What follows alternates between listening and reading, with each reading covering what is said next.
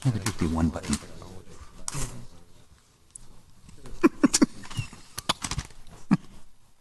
Take your time. Don't trip. Are we on? We hope so. Okay. Somebody just texted me and said we were. I would like to call to order the Avalon City Council meeting of October 18th to include the Avalon Housing Authority. And if we could please have the Pledge of Allegiance led by Councilman Hernandez. Stand up, put your hand over your heart. Ready to begin. I pledge allegiance to the flag of the United States of America and to the republic for which it stands, one nation, under God, indivisible, with liberty and justice for all. And we are fortunate to have Pastor Enrique Dominguez here today, who will be leading us in the invocation. Or not leading us, sharing with us. Thank you. Let's pray. Heavenly Father, thank you for the blessing of being able to live here on this beautiful island. Thank you, Father, for all the folks that live here and are part of this community. We ask God blessings on them as we continue, Lord, as leaders, to make decisions for the best for them and for all of us involved. Lord, we need wisdom that comes from you, God, to be able to make the right decision.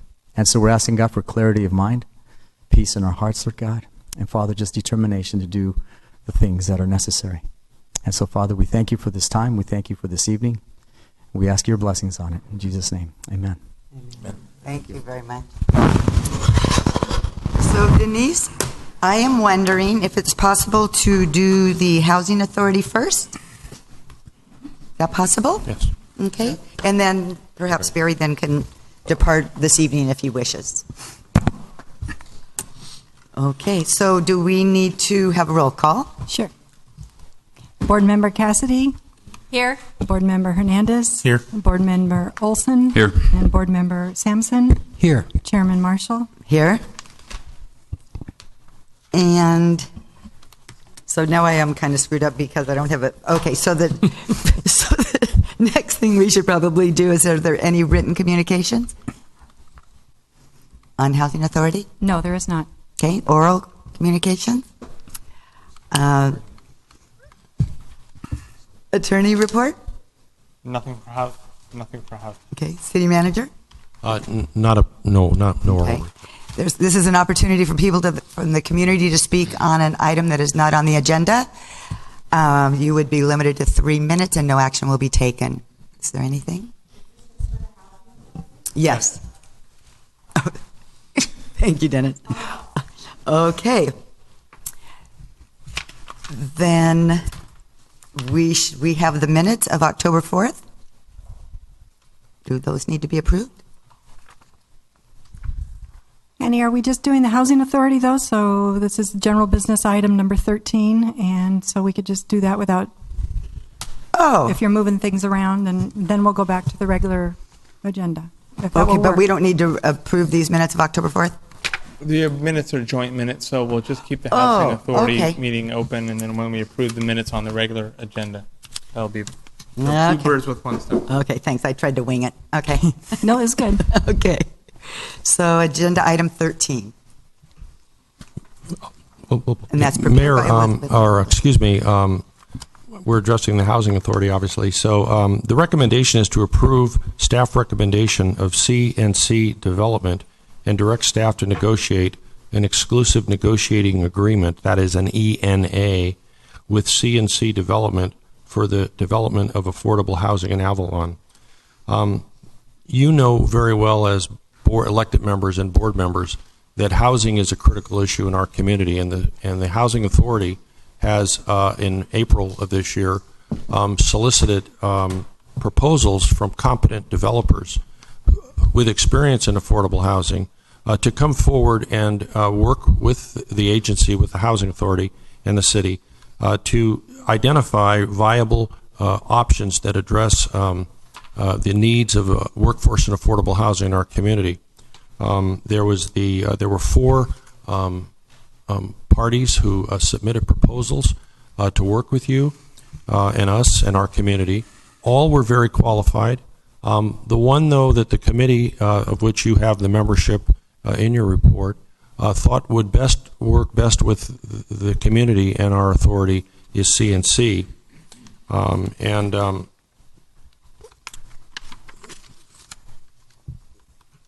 The city attorney's office has identified in the staff report the number of options that are available for use of these restricted housing funds. That's on page 2 of the report. And Ms. Hull of our city attorney's office has identified multifamily rental projects, rehab, rental assistance programs. She's mentioned single-family projects, low and moderate income down payment assistance programs. It is to your credit that you recognize what the community knows, that is that we have a housing crisis in terms of affordability, and that with the residual funds from the redevelopment agency and other proceeds and with other assets, we hope, and it's our intention based on what you've directed us to do, to bring back specific proposals that will identify ways to improve the availability of workforce and affordable housing. And the city attorney's office, Ms. Hull, has outlined a number of the guidelines that we have to use in doing that. CNC was selected because the committee felt they had an excellent experience, would make a good development partner, and would work well with the community. They have worked as a development partner with others. The Orange County Housing Development Corporation they have worked with since 1990 to provide, if I put on my glasses, it'd be easier to read. Yes, thank you. Oh, there, that's. And they have over 30 years of experience specializing in the construction, acquisition, rehabilitation, and management of affordable housing projects. They have a reputation based on the checking that was done, the background, if you will, for working with all stakeholders to develop affordable housing projects to help cities and communities pursue their goals. I also wanted to mention that that I'm pleased, particularly, that with the funds that you have available and assets, at least a portion of those, you have more flexibility than you might have with federal funds or with state funds, because these are funds that were redevelopment funds in the past, and redevelopment agency 20% set aside gives you flexibility to deal with workforce housing from up to 120% of the median. That's good for us. Also, the other thing is that you can give preferences, as you should and I know would like to people who already live here who have housing needs. That's going to be the goal that with your direction and your support that we're going to go forward and work with CNC. We do have Mr. Cottle from CNC. He's here. Came over, wanted to be here for this. And we do recommend that you approve our negotiation, entering into an exclusive negotiating agreement with CNC Development. The city attorney may have some comments if I haven't. Yeah, this is, as you recall, we had several presentations for the council of the type of projects that maybe Avalon could benefit from, and the authority directed us to do an RFP to bring one of the developers that has experience in using low mod funds to bring housing to the city. By approving this agreement, you're not approving any project. What you're approving is someone to work with the city to present a basket of projects to the city for your consideration and your approval. They're experts in this. They work with many cities for this, and so they will then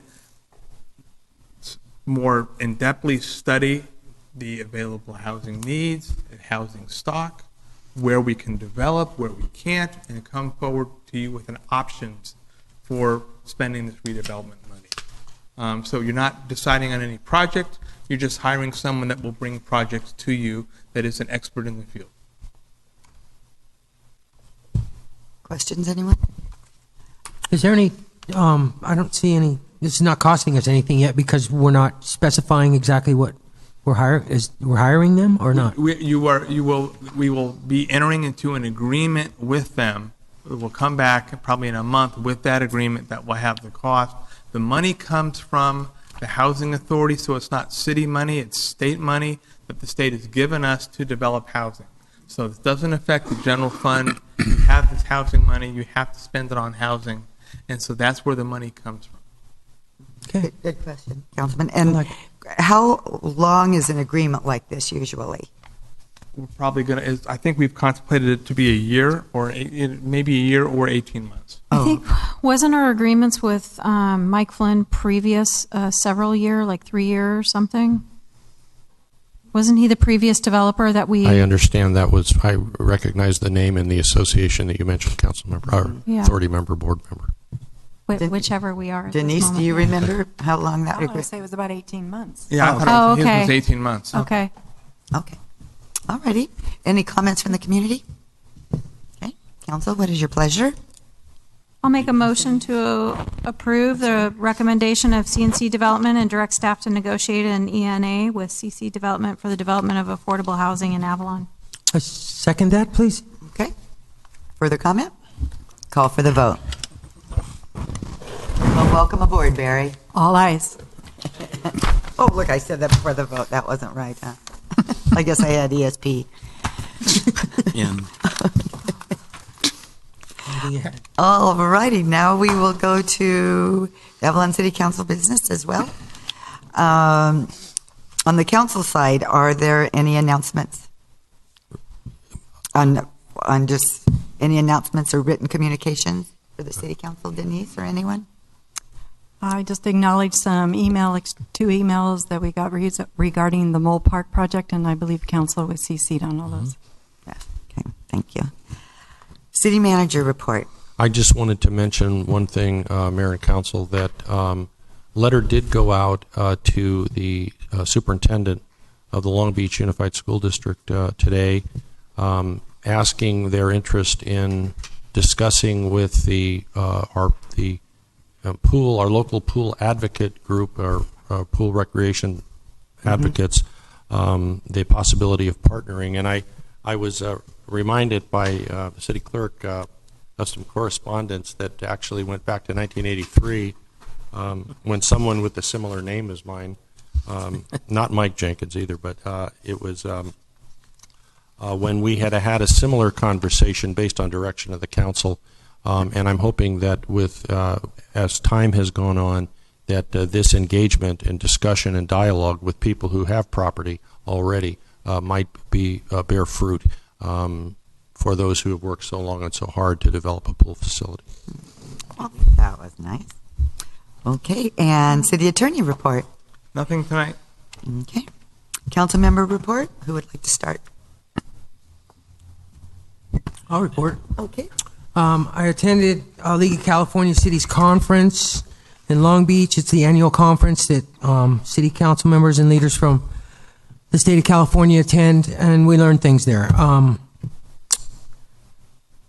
It was a really good conference this year. It's about a 3-day event, and you guys, the city, sent us there to basically learn some things. And I just want to cover a few things because it was kind of pricey for the city to send us there, and we covered a lot of learning sessions. It's basically you go in and there's experts from different areas in California that are sent in to basically lead these workshops.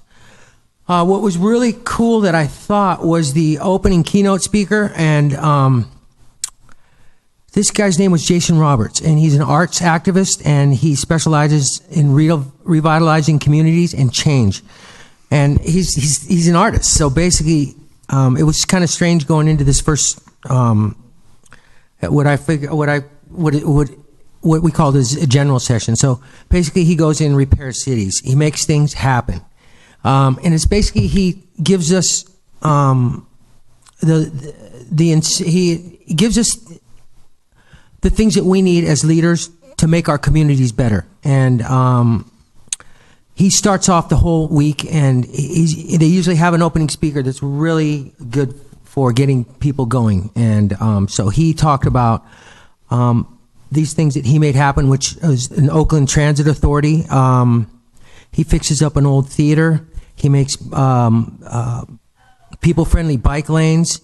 And he gives us, he lets us know that being passionate as a leader is very important. Bring incentive to the party. Fresh ideas. Change is good.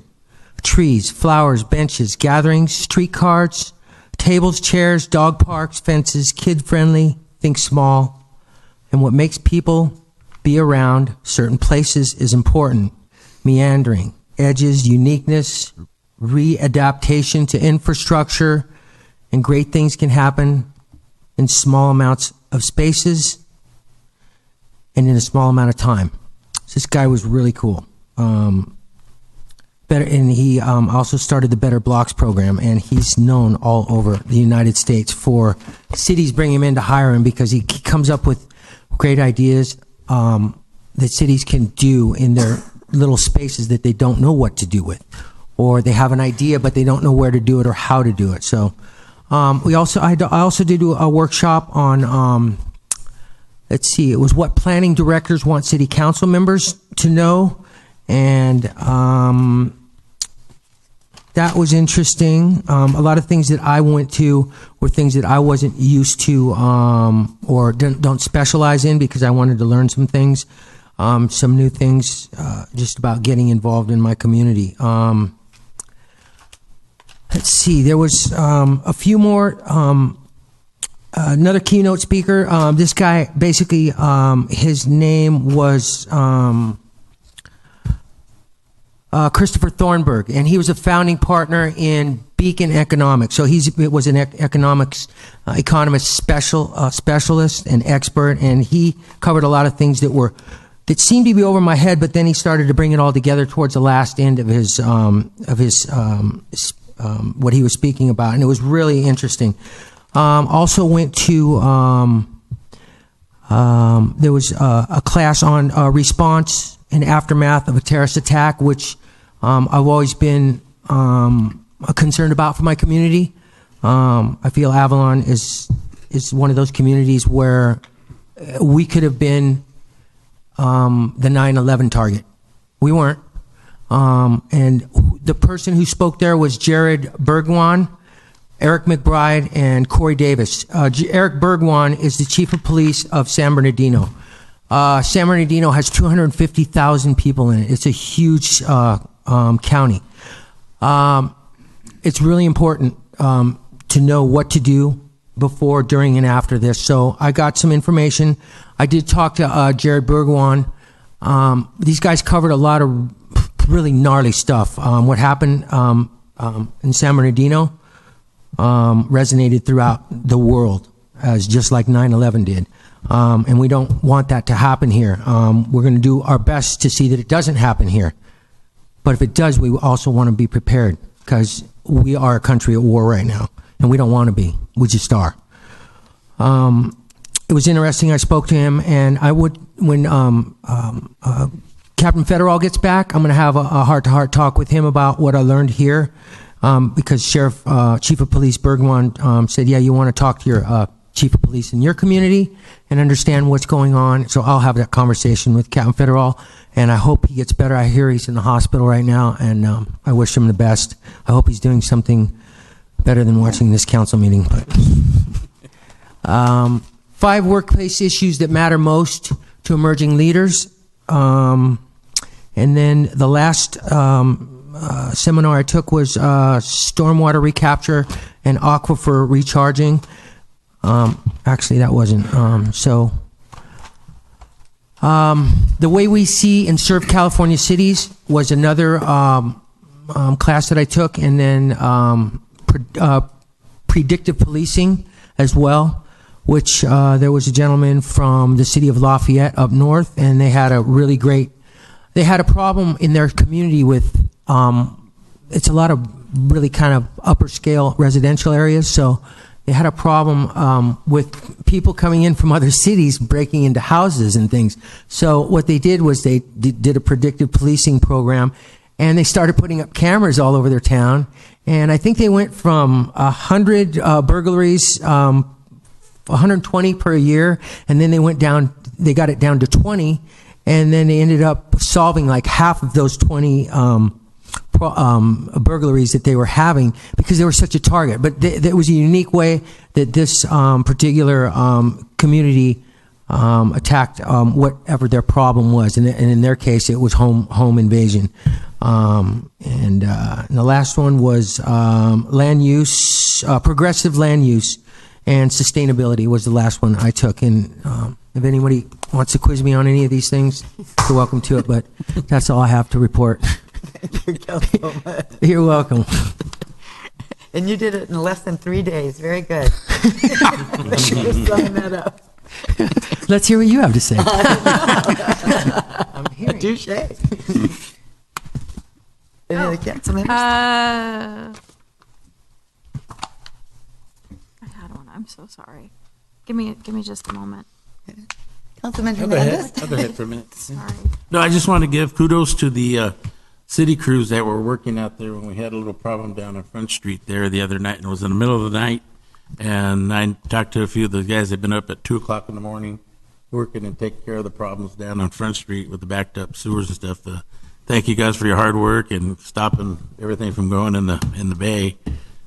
Just kudos to the city workers. I know they worked real hard the other night. So thanks, you guys. Thank you. I remember now. Sorry. It was, I didn't have a specific report for today, but the city manager sparked an interest in the letter that you had sent to the superintendent of Long Beach Unified. First of all, that was a great letter, great opportunity to open up the avenue of conversation. I don't know how it works in the overall picture of Long Beach Unified, and perhaps we could reach out and with the mayor as well, maybe we could get together with the principal and talk a little bit about how the funding happens, because it seems as though I spend enough time in Long Beach that I see all these upgrades and new schools and things happening for Long Beach Unified over on the mainland, but I don't really see a whole lot that happens over here for Avalon. And I don't know how to open up that avenue, but perhaps this is a good start with the letter that you sent today. I know that there's a lot of reconditioning and support that the field needs up there. I think I know the football team uses that field for practice, amongst many others. But I think it would help, and it would help me answer questions better if we knew how the funding is allocated and how do we help our city get funding our school here. Very good. Yes. I have an answer for you. Long Beach Unified's website has a capital improvement plan for each school, laying out all the projects that they're planning on doing and when they're going to do it and how much they're going to cost. Also talks about the age of all the facilities. Our campus happens to be the oldest one in the district. But you can go on their website and they'll. Have you seen any projects slated for Avalon? There's 3 or 4, and I looked at them a month ago. I haven't looked at it recently, but there are projects for Avalon. There are. But not as much as there are for the mainland, which is Right. yeah. So I'd be curious to know how they allocate funding. And probably who whines the most. well, I'm thinking we could do a little whining. Yeah, we're just about to take it away. I know they just put some new roofs on the facility up there. The gym extremely floor. expensive. Supplies and, yeah, there's Yeah. just so much in the field. Yeah. I mean, we've heard it living in this community, and we've heard it a lot in the last couple of years as council, but every single possible nonprofit organization in this community raises funds to do something to better the school. And I just want to know where Long Beach is pitching in. It would. I think you've, if I may, Mayor, I think you've raised an opportunity that we have, and maybe we'll use this as an avenue to open that dialogue with the superintendent. That's great. Okay. But they are going to turf the field next summer. So there'll be 2 turf fields in town. Wait. Yeah. Really? Yeah. And if ours is $1 million and change, there's going to be $1 million and change. Is that one of the improvement projects? Well, that's been for a couple of years down the line, because I'm on that field a lot. Yeah. Yeah. It's very dangerous, and they've been saying that for the last 4 or 5 years. Well, great. Let's get a Yeah, conversation that would going. be, it's unsafe to play. Okay. Anyway, that's all I have. Yeah. Thank you. Cool. But that's a good idea, I like that. I'm going to start off with a personal note. On October 9th at 3:03 a.m., my son and his daughter had their first child, a little girl, Charlotte Grace. Not really little, she was 8 pounds, 12 ounces, but mother and child and father are doing fine. And on Wednesday, I get my wife back. She's been over there for the last 10 days helping him out, which is it's about time she comes back. So that's the personal thing. Thank you. I went to the league meetings too. Unfortunately, I went to some more mundane classes. I went to one about a new insurance program sponsored by the league that will help cities like us take care of our post-employment retirement benefits. There's a big liability of that, and they have a plan that will help us save some money and help our retirees do very well too. We also went to a seminar talking about the post-employment retirement benefits and how to address it and track it and try to buy it down. We saw some mundane things about marijuana, some mundane things about, there was a pretty good water one, and a couple others, but when I was on the council 30 years ago, the league was a big party. The league's not a big party now. Because everybody's You're in you're in classes from 9 o'clock in the morning till 6 o'clock at night. Exactly. There's a big exhibit hall, brought back some stuff for Dennis, some public works stuff, and so there's one reception that they give you one drink at. But no, it was a good event, and we look forward to it. And I think that's all. Is it my turn? You're up, Mayor. Okay. First of all, I was remiss during the invocation to not have a moment of silence for Kay Phelps, who passed away about 3 weeks ago, and also Buzzy Ross, who recently passed. So if we could just have one moment of silence.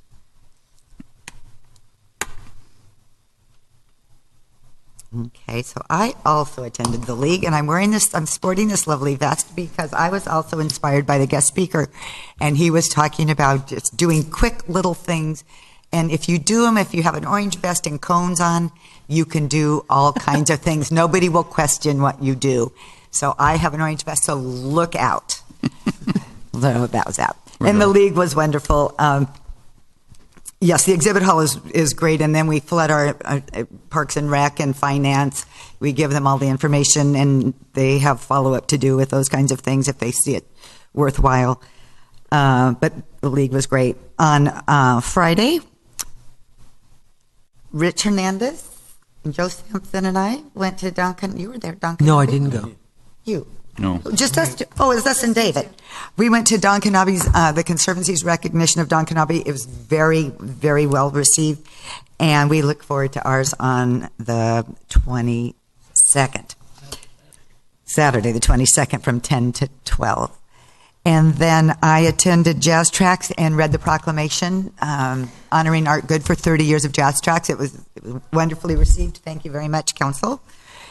I also attended the exercise class put on for the seniors in town. This is the second Monday I've been able to go. It starts at 9 o'clock, 9 to 9:45 at Beacon Hill. It's a free class. It is bring a mat, but if you don't, they have them there. We also worked on the bands, the stretch bands this time. It is a wonderful class. So thank you, Dan, for getting that going. How many days a week? That's 1 day a week, but now they're going to have senior classes at, I think it's just for seniors, at the spa on Wednesdays, starting in November on Wednesdays and Fridays at 9:15, and the cost for that is $5. And Carla will also be leading those classes, so that's great.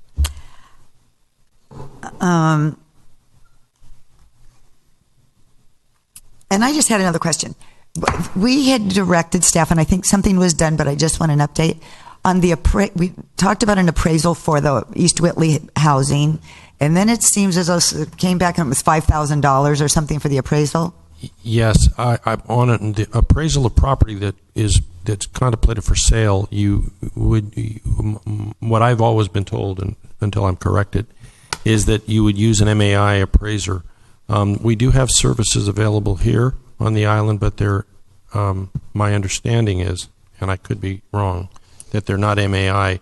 The other thing is, if the property in question, which I think you're referring to up on East Whitley, yes, sir. If it's going to be appraised, there's a certain shelf life of that. So part of the process that we'll engage with Mr. Cottle and CNC is to when they come, as they are getting close to coming forward, we'll then have the property appraised. I should have updated you on this. That's okay. That's good. And then so it'll be closer to the time when action can be taken, so that the appraisal is still new. But I will mention that a local realtor did offer, the one who is listing the property, offered to provide some or to provide some assistance in that regard also. Okay. Oh, but great. Thank you for that update. That's perfect. Okay, that's all I have at this time. We have a presentation, And I want to apologize to Southern California Edison. You're inadvertently left off it of the presentation, but we're happy Jeff Lawrence is here today. Thank you so much, Jeff. Not a problem. Oh, proclamation. And Jeff, before, thank you, Denise. How do I do that?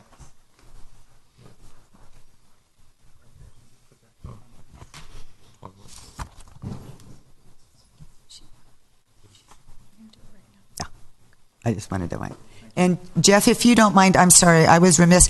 We have a proclamation we would like to read first. Absolutely. So if Enrique Dominguez would please come up, and anybody else that's here. Everybody?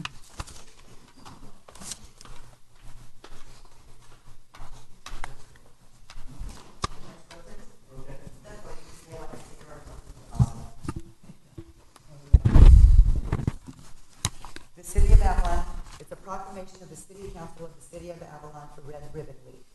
Whereas the City of Avalon values the health and safety of all of our citizens, and whereas substance abuse is particularly damaging to one of our most valuable resources, our children, and whereas it is the goal of Red Ribbon Week in the City of Avalon to involve families, schools, businesses, churches, law enforcement agencies, and service organizations in all aspects of the campaign, and establish an atmosphere that supports awareness, education, and ongoing initiatives to prevent illegal drug use. And whereas the Red Ribbon Campaign was established by Congress in 1988 to promote this belief and encourage a drug-free lifestyle and involvement in drug prevention efforts. And whereas the Red Ribbon Week theme promotes family and individual responsibilities for living healthy, drug-free lifestyles without illegal drugs or the illegal use of legal drugs. And whereas there are many activities planned during Red Ribbon Week campaign in Avalon, now therefore the City Council, Avalon City Council, is here to proclaim October 23rd to the 31st, 2016 as Red Ribbon Week in Avalon, and encourages all citizens, businesses, public and private agencies, media, religious, educational institutions to wear and display red ribbons and participate in drug-free activities throughout the week, and to join us in promoting the Red Ribbon celebration in the drug-free Avalon, dated this 18th day of October by the Avalon City Council. Thank you very much for what you do, and I'm sure you would like to say a few words. Absolutely. Thank you. On behalf of Choices, an organization I'm representing right now, we just really want to thank you for your support over the years to be able to make a difference among our youth. And so we wanted to leave you a little something. So our kids will be wearing this this bracelet, and it's YOLO, you only live once. And it is our hope that it would be a drug-free, here. Thank you. It says, be drug-free, you only live once. And on the inside, it says, I pledge to be drug-free. So we're going to be working with the children throughout the week. Fine job. It's going to be fun. A lot of fun games, a lot of things that will be impactful. We have a professional athlete that is going to speak to the kids. That's going to be pretty exciting. We have intensified our programming. We're recognizing that it's a growing problem, and so we recognize that we must do more. And we know that with the support of our community, the support of our council, the support of everyone involved, that we will make the difference. And so we really want to thank you for this proclamation, and we want to thank you for the opportunity that you've given us to be able to speak tonight. Thanks again. Great. Thank you very much. Okay, presentations. Sorry, Jeff. Thank you for your patience. Good evening, Honorable Mayor, members of the City Council and staff. My name is Jeff Lawrence, Senior Project Manager for Southern California Edison, here to give you an update on our Stage 2/Stage 3 rationing plan, because we're right in the midst of concluding Stage 2 and implementing Stage 3 during the month of September.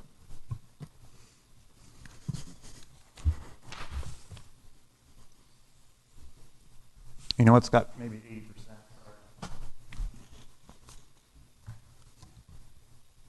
So our last reservoir reading at Middle Ranch was on Thursday, October 13th, and the reservoir level measured at 127 acre feet.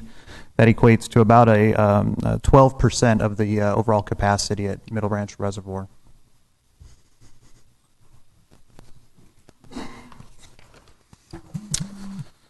For the month of September, the positive water reductions continued as we've seen throughout Stage 2.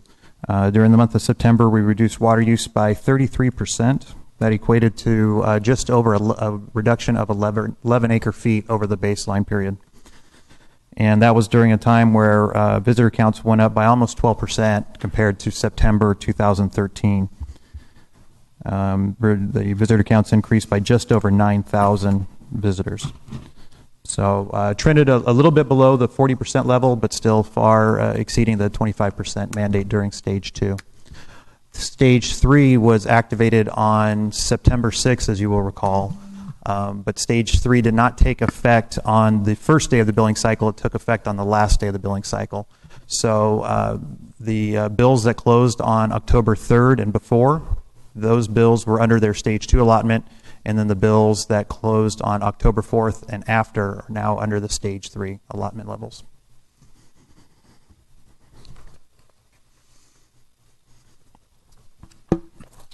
So looking at the last 12 months of Stage 2, we've reduced water use by just under 41%, while visitor counts have gone up by over 26%. If you look at this from an acre-foot level, we reduced our water use over our baseline period by about 380 acre-feet.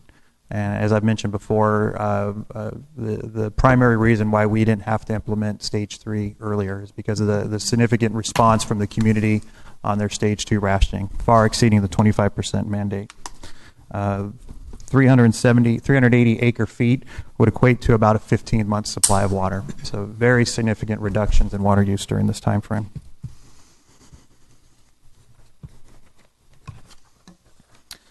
A few months back, we started showing you a breakdown of water sales by commercial and residential use.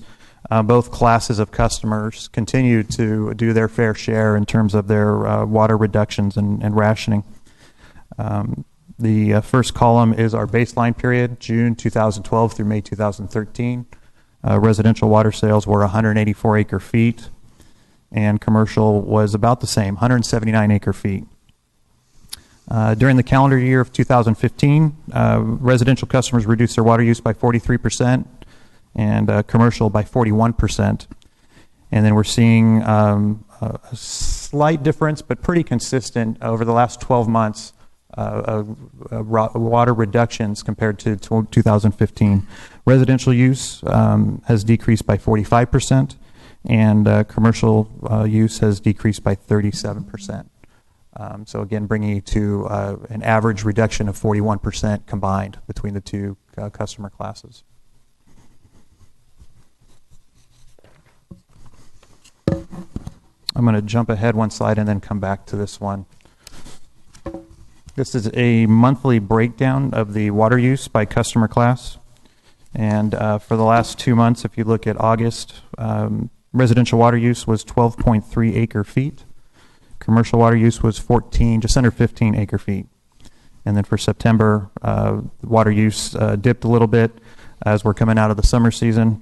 Residential water use was just under 10 acre-feet, and commercial water use was just about 12 acre-feet.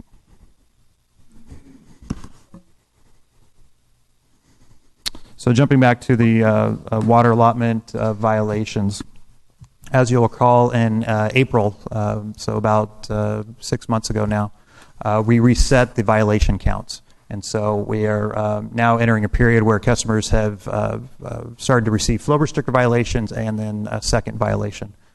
So the blue line represents customers that have their first time violation that results in a flow restrictor. The red line are customers that have had 2 or more violations for the month.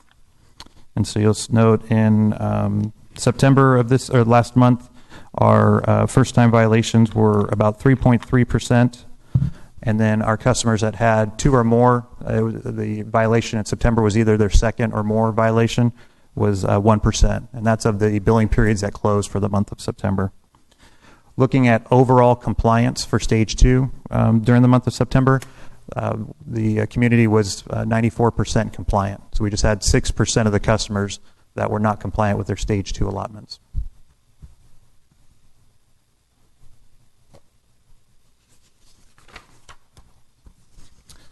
So So what I want to share with you is some of the information I shared last month. Now we'll incorporate into our presentation and continue to update you on this plan. This is our drought mitigation plan, and we're calling it an iterative plan because this is a fluid plan. There's a lot of opportunities out there. There's a lot of projects and initiatives that are being studied. And as this plan evolves, we'll continue to update you on the progress and on potential new projects as well. This is essentially a three-tiered plan. The first component of this plan was desalination plant number 2, which is a critical component.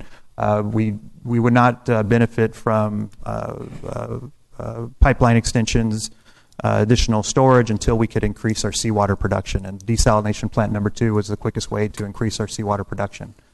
And that was in partnership with the City of Avalon and LA County.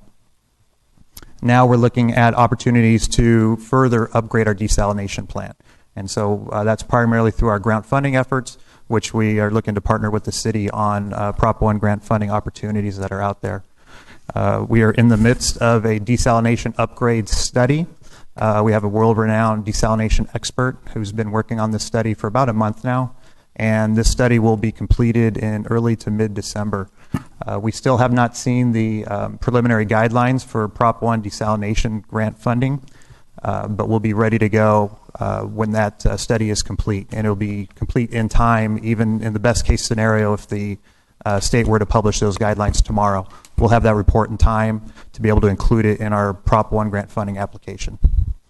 Originally, we were hopeful that we'd have those guidelines this winter, but based on the fact that we haven't seen the preliminary guidelines, chances are the application window won't open until after the new year. But we continue to monitor and be prepared when that application window opens. So as part of that desalination upgrade project, we're looking at storage in Avalon. We're looking at pipeline extensions. We're also looking at additional seawater wells and opportunities to increase production in our plant number 1 and to gain efficiencies in that plant as well. There's a few other grant funding opportunities that I expand on a subsequent slide, so I'll hold off on the rest of the grant funding update there. I apologize, I know the type is a little small on this slide. There's also additional projects that have either been completed or are in flight.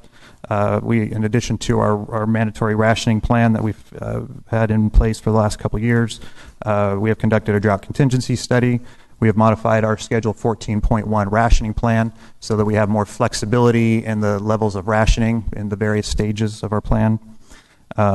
We also have monitoring equipment in all our wells throughout our distribution system and are in the midst of a study on our Whitley Reservoir for a potential rehabilitation, where we already have a reservoir that may be a potential candidate for rehabilitation that is already near our distribution system. Very easy to integrate into our system.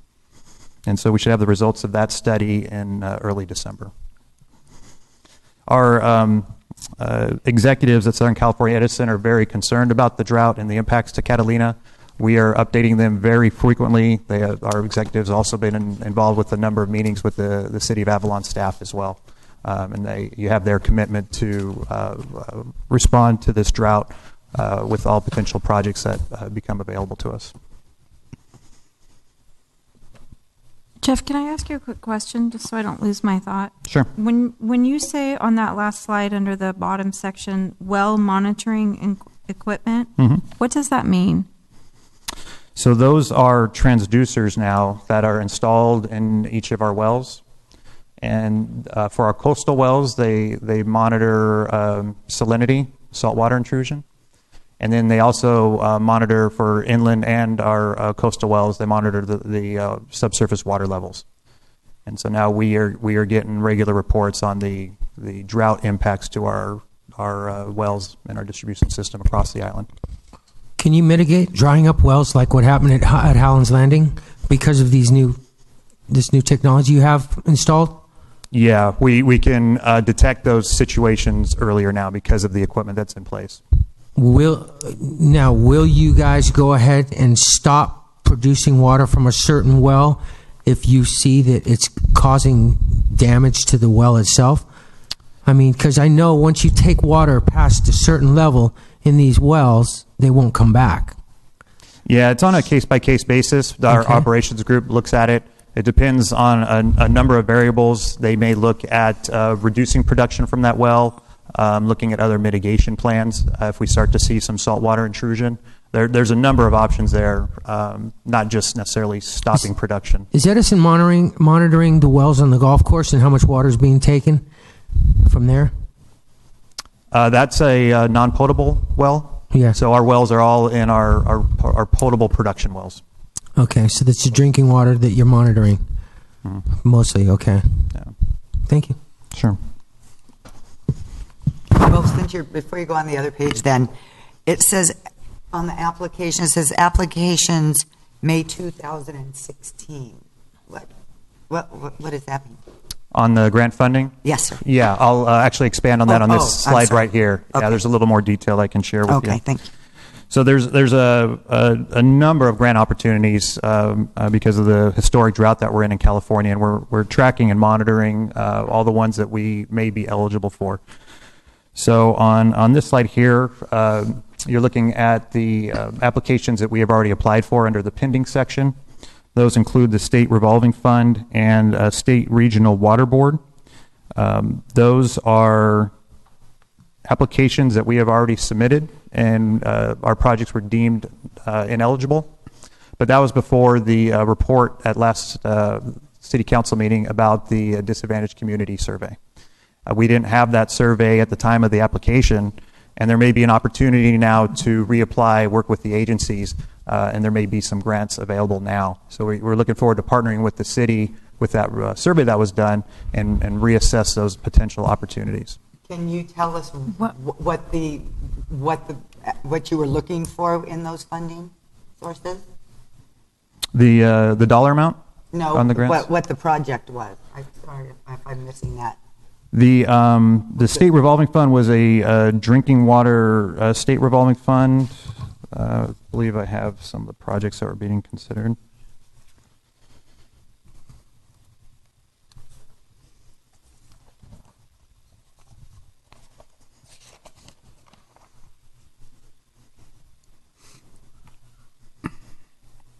So the projects that fit that opportunity were well rehabilitation projects. And then for the State Regional Water Board, And was that salt? I'm sorry. Do you think that was saltwater or freshwater wells, or both? Freshwater wells. I don't have that information with me. I seem to recall our applications were for freshwater. I don't recall if the seawater wells were eligible for that. I have to double check that. Oh. And then the State Regional Water Board was also freshwater production wells as well. So, Jeff, do you have any indication if we reapply for these with the disadvantaged community survey results? Do you have any idea what you think the chances would be that we could get some of that funding? It wouldn't be appropriate to speculate. Okay. There's some work that needs to be done in terms of, now that we have the survey, the agencies need to accept the results of the survey. And then oftentimes you become eligible for a grant. There may or may not be a matching requirement for that grant. Okay. So we just need to work with the various agencies and see what might be eligible to us now. And do you have everything you need from the city to move forward on that? I believe we have a preliminary, the report that was shared a couple of weeks ago, and then we'd like to work with staff on next steps. Oh, that's great. Yeah. And can you speak to the U.S. Bureau of Reclamation, what that grant would be? So those are projects that would be similar to the desalination grant. So there might be some opportunities there for desal plant enhancement projects as well. Okay. Thank And so those applications have been submitted, and we're awaiting a response on those.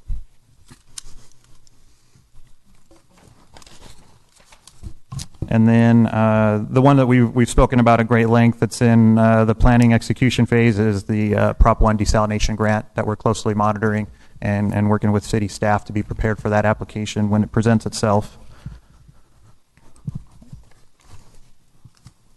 And then the final slide here are a number of grant opportunities that are out there. A lot of the guidelines have not been developed yet. Most of these are going to be opportunities in 2017, so we're tracking them all. The one that might come to fruition this year is the first one there, and that's the Department of Water Resources Water Energy Grant. So there's $19 million in that program, and potentially $3 million per proposal.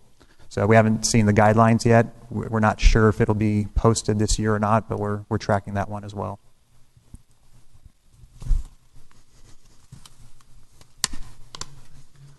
I did. And that concludes my presentation. Mayor Pro Tem. I'll ask a question. Jeff, last time you were here, you said that during August we used 243,000 gallons a day, and the plant made 243,000 gallons a day. It's the average. So I'm assuming in the weekends it's higher and midweek it's lower. But can't we go back to stage 2 now for the wintertime? Because we have the capability of keeping ourselves from dragging down the reservoir? So we are discussing that internally. There's a number of other variables too that are being considered, not just the demand and the desal production. There's a number of other variables. We have the desalination plant is online in service, but now that we are in the winter season, there are some maintenance tasks that we need to complete. There's a couple startup tasks as well for plant number 2 that we did not want to work on when we're seeing peak demand in July and August. So now that we're into the winter season, we can meet demand with plant number 1, and we can get plant number 2 situated and ready to go. So we're looking to get that work done as soon as possible. Also looking at the springtime and summertime forecast and a number of other variables. So we're looking at that on a monthly basis with our executives to see when there's going to be an opportunity to possibly reduce the level of rationing. So there's possibly light at the end of the tunnel. Absolutely. We're still very concerned about the drawdown at Middle Ranch Reservoir, and so we're continuing to monitor that as well. If we can eliminate the drawdown with confidence through the entire winter season, there may be an opportunity there. Thanks. So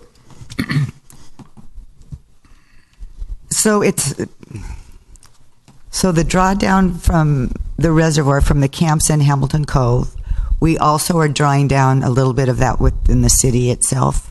The desal's not taking care of Avalon right now. Today it is. In September, for the most part, desalination production was able to meet demand. Okay, And so now we don't have the October numbers yet, but we are able to run the desalination plants and are monitoring the demand on a day-to-day basis. Okay, and did you already share with us the amount of water that's drawn down from the camps, and can you project how much water is going to be drawn down from the camps in Hamilton Cove in months to come? Do you have that number somewhere to know if it's going to be, are they going to draw down 2 acre-feet a week, continue to do that? We have demand forecast, but we don't necessarily have I wouldn't say that Hamilton Cove is contributing this much to the drawdown at the reservoir because of the environmental factors that affect drawdown. So there's seepage, there's evaporation. So we can tell you what we're forecasting for demand in certain territories, but not necessarily how they contribute to the drawdown necessarily. And so with the terrible assumption that there is no rain, if we're going to continue so we could possibly continue to draw down 2 acre-feet a week in the months to come. Possibly. We're getting into the time of year now historically where we have seen a more steady water level in the reservoir because of the reduced temperatures. Right. So if we can continue to operate the desalination plants to meet demand, minimize our drawdown from a demand perspective, the environmental factors that affect reservoir drawdown are in our favor this time of year. And I think you see where I'm going. It doesn't sound like it's definitely not a science. And I guess you draw down 2 acre-feet and 2 acre-feet because maybe it continues to stay hot and whatever. And now that's 2, 4, 6, 8, 10, 12. And by June, we're at 110 acre-feet. And when is I guess this is lovely, but I guess we still don't see the short-term fix. And I guess that's still a frustration, is what is the or when will Edison be coming with any kind of a short-term or immediate fix for this if it continues to progress? I don't know. Am I the only one that asked that question? That's part of what we keep asking is all the grant opportunities that you're going after is great. I understand pretty clearly the difference between plant number 1 and plant number 2 and all the drawbacks and things and permitting and all that we've been stuck with. But I think what the fear for us and many members of the community is in 9 months from now, we're going to be down to 25%, potentially 25 or 75% rationing. And that's very scary. So we have 9 months to work out something that will keep us from having to go further into rationing. What is that? And I don't know that we've really heard much from Edison on what that plan is in the next 9 months to keep us from going into further rationing. And if we can produce enough water, I understand the maintenance that needs to be done, but if that takes 3 or 4 months and we can then go back to phase 2 because we can produce enough water to cover the needs of the city, is that in the plan as well? I mean, what are you guys doing that's going to happen for us in the next 9 months? So our primary focus through the water rationing plan is to reduce, to the extent possible, our drawdown at Miller Ranch Reservoir. So the study that we're conducting right now with our desalination expert is looking at how we can get Hamilton Cove into the desalination distribution system. If that pipeline project, through that feasibility study, is something that we can engineer and construct with a short turnaround, we can, again, take a big portion of Avalon's customers off the Middle Branch Reservoir. So awaiting the results of that study are going to be a critical component for knowing what our next steps are and getting that demand off of the Middle Branch Reservoir to preserve that water level as long as we can. There are another number of projects as well that we're going through various levels of feasibility reviews, and as those come to fruition, they pencil out to be more feasible, we will be bringing those to the council and to the community as well. So on your storage, Jeff, you've talked a little bit about that. Do you have places that are available for storage, in your opinion, right now? We have a reservoir that's been out of service for a number of years, Whitley Reservoir. And if we are able to rehabilitate that in its current form, it could store 250,000 gallons of water. And there's a potential to maybe increase the capacity of that reservoir as well. So you may have noticed if you're driving by some demolition work going on at Whitley Reservoir. We took the roof off so we could get our engineers into that structure. And they've taken core samples now of that reservoir and are conducting a study to let us know what it would take to rehabilitate that reservoir. It's an option that we're considering. May be a part of tank storage as well as Whitley Reservoir. That's why we're waiting the results of that study so that we know what the appropriate volume of storage is, where that storage should be located, and how many different storage facilities we need in our system. How short were we last summer on the weekends? How many gallons? I'm sorry, what was that? How short were we on the weekends? How much drawdown do we have on the weekends from when we ran out of desal water? What was our reservoir drawdown on the weekends? Yeah. I would have to look and check. You're looking for daily or average? I mean, for 243,000 gallons a day, average for August, some days were higher, some days were lower. Right. And some days we did draw from the reservoir. I just wonder how much we drew from the reservoir. How much storage do we need? That's part of the study. It's not an equation that's simply as simple as what can desal plants produce, what's our demand, the difference is your storage capacity. It's much more complex than that. We are looking at hourly peak demand and a number of other variables, future demand, to determine what the appropriate level of storage is. So there's a number of factors that go into it. I believe the peak demand that we saw in August on a daily basis was in the ballpark of 330 to 350,000 gallons. And how big's Baker? Baker stores 375,000 gallons. So Baker and Whitley would give you 600,000 gallons of storage.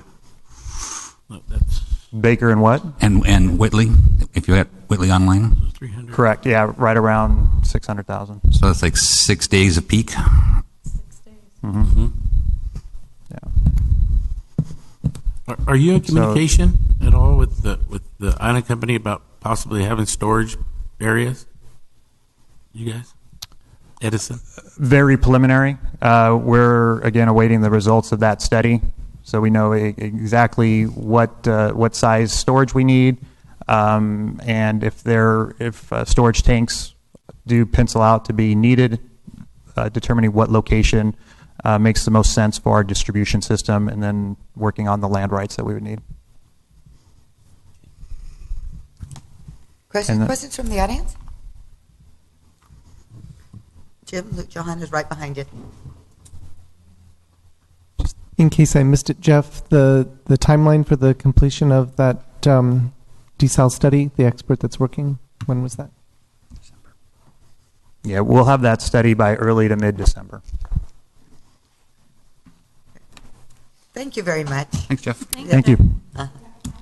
Oh, Zella, come up to the mic, please.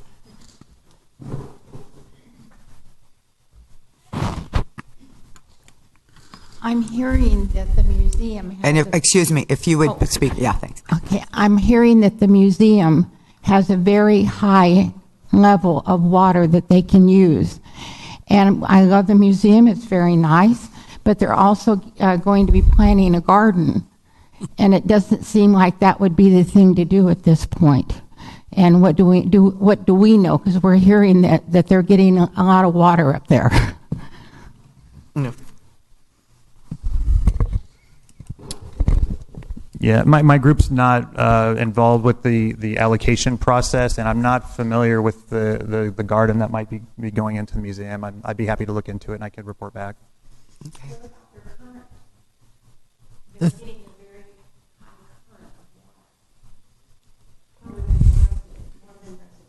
I believe the museum has about 750 gallons of water allocated to them per month, and they already have a I garden. think it's a day. Per day? I think it's a day. And they already, so times that by 30, so what says 2,100 gallons? No, 21,000 gallons per month. So, and they already have a garden, and they already irrigate it. They are. Well, that's not what they told us when they come up and asked for their water allocation. They said that they're going to have a very limited amount of green anything there. And they said that they didn't need very much water. So what the museum has told us is different than what they're actually doing. But, you know, when someone deceives you or lies to you about what their intentions are, you can't do anything about that until after the fact, which is now. And what are we to do? I mean, we can actually put some pressure on them and tell them, hey, just don't plant your new garden here until after the drought or until we dial in our water problem that we have here. But yeah, they have an absurd amount of water that they were allocated. Yeah, I'm aware that they were initially denied their allocation because we were in stage 2. And then I know they contacted the Public Utilities Commission, and then an allocation was granted. In terms of the demand and the allocation amount, I'm not familiar with that. Yeah. I'd be happy to look into it and report back. But And we did discuss it at one of the other council meetings because I made the call and got the information. I'll be happy to share with you what I learned, Zella, because I already shared it once before. So to reiterate it, it's okay. Thank you. Thank you. Okay. Oral communications. This is an opportunity for people from the community to speak on issues that are not on the agenda. You will be limited to 3 minutes, and no action will be taken. Good evening. I have one little thing. For those of you who don't know, a beloved community member of Avalon, Sean Brannock, has had some pretty severe health challenges over the past 6 months, and he's currently in surgery right now. And you guys all know this, but I'm going to say it anyway, that Sean is an amazingly talented, funny, caring, giving person.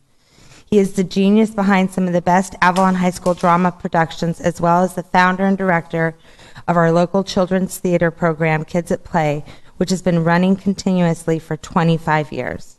He has mentored and guided thousands of kids, teaching them self-confidence, humor, and irony, and that's not an easy task. No child has ever been turned away from his theater group because the family couldn't afford it. He celebrates every child's individuality and promotes tolerance and kindness, things that are crucial to raising strong, brave, and empathetic human beings. A GoFundMe campaign named I Stand With Sean has been established by his sister Aurora to assist with his medical bills, and every little bit helps.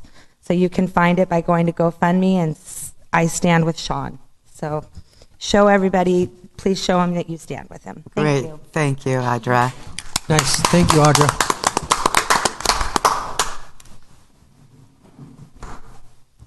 Good evening. I have 4 issues I'd like to update you on. I'll try to make it quick. First of all, the capital improvements project that you all approved went out today to the public as advertised. Staff had a lot of work to do. It took us a couple months, but we got it out to the public. The bid date is December 1st. We'll come to you the next council meeting and ask you to approve the project. And if so, we're hoping that we can get it finished before the season starts, 2007. It's a big project. It's going to address a lot of asphalt repairs, electrical upgrades for the pump stations, saltwater valves, several needed things in compliance with the CDO. So we got that going. Right. The second thing is I was tasked to notify you or give you an idea of what it would cost to cover the e-bus station out here in the back. We got some preliminary pricing, and it's not looking too good. It's could cost between $40,000 and $50,000 to cover that thing with a Quonset type steel modular building. Unfortunately, because of the high voltage and transportation vehicles inside, we'll need a lot of ventilation and perhaps some fire suppression. So it kicks it up. So that's something you need to consider. Also, I was directed last council meeting to go out to bid for the concrete for the e-bus slab. As you know, we brought to you options, whether to put temporary asphalt there or concrete. You all decided to send me to get pricing on the concrete. We had one bid, which closed yesterday at 4 p.m., and it's for $39,000. What happened So it went from 22 to 39, correct? Is that Correct. correct? I brought to you a proposal to do it non-prevailing wage Correct. 2 weeks ago. You directed me to go to the public on prevailing wages, and that is the difference. It's almost doubled. We don't really have an option. If we use public funds, we have to go prevailing wage. That's Anything over $1,000 is prevailing wage. So even if we only have one contractor that does things, how do we get 3 bids? We didn't. We don't? We do? You just have to go How out does to that bid. work? You just have to go out to bid, but the Public Contracts Code requires that you go out to bid. Yeah, but we're not going to get 3 bids because we only have one contractor that does that, correct?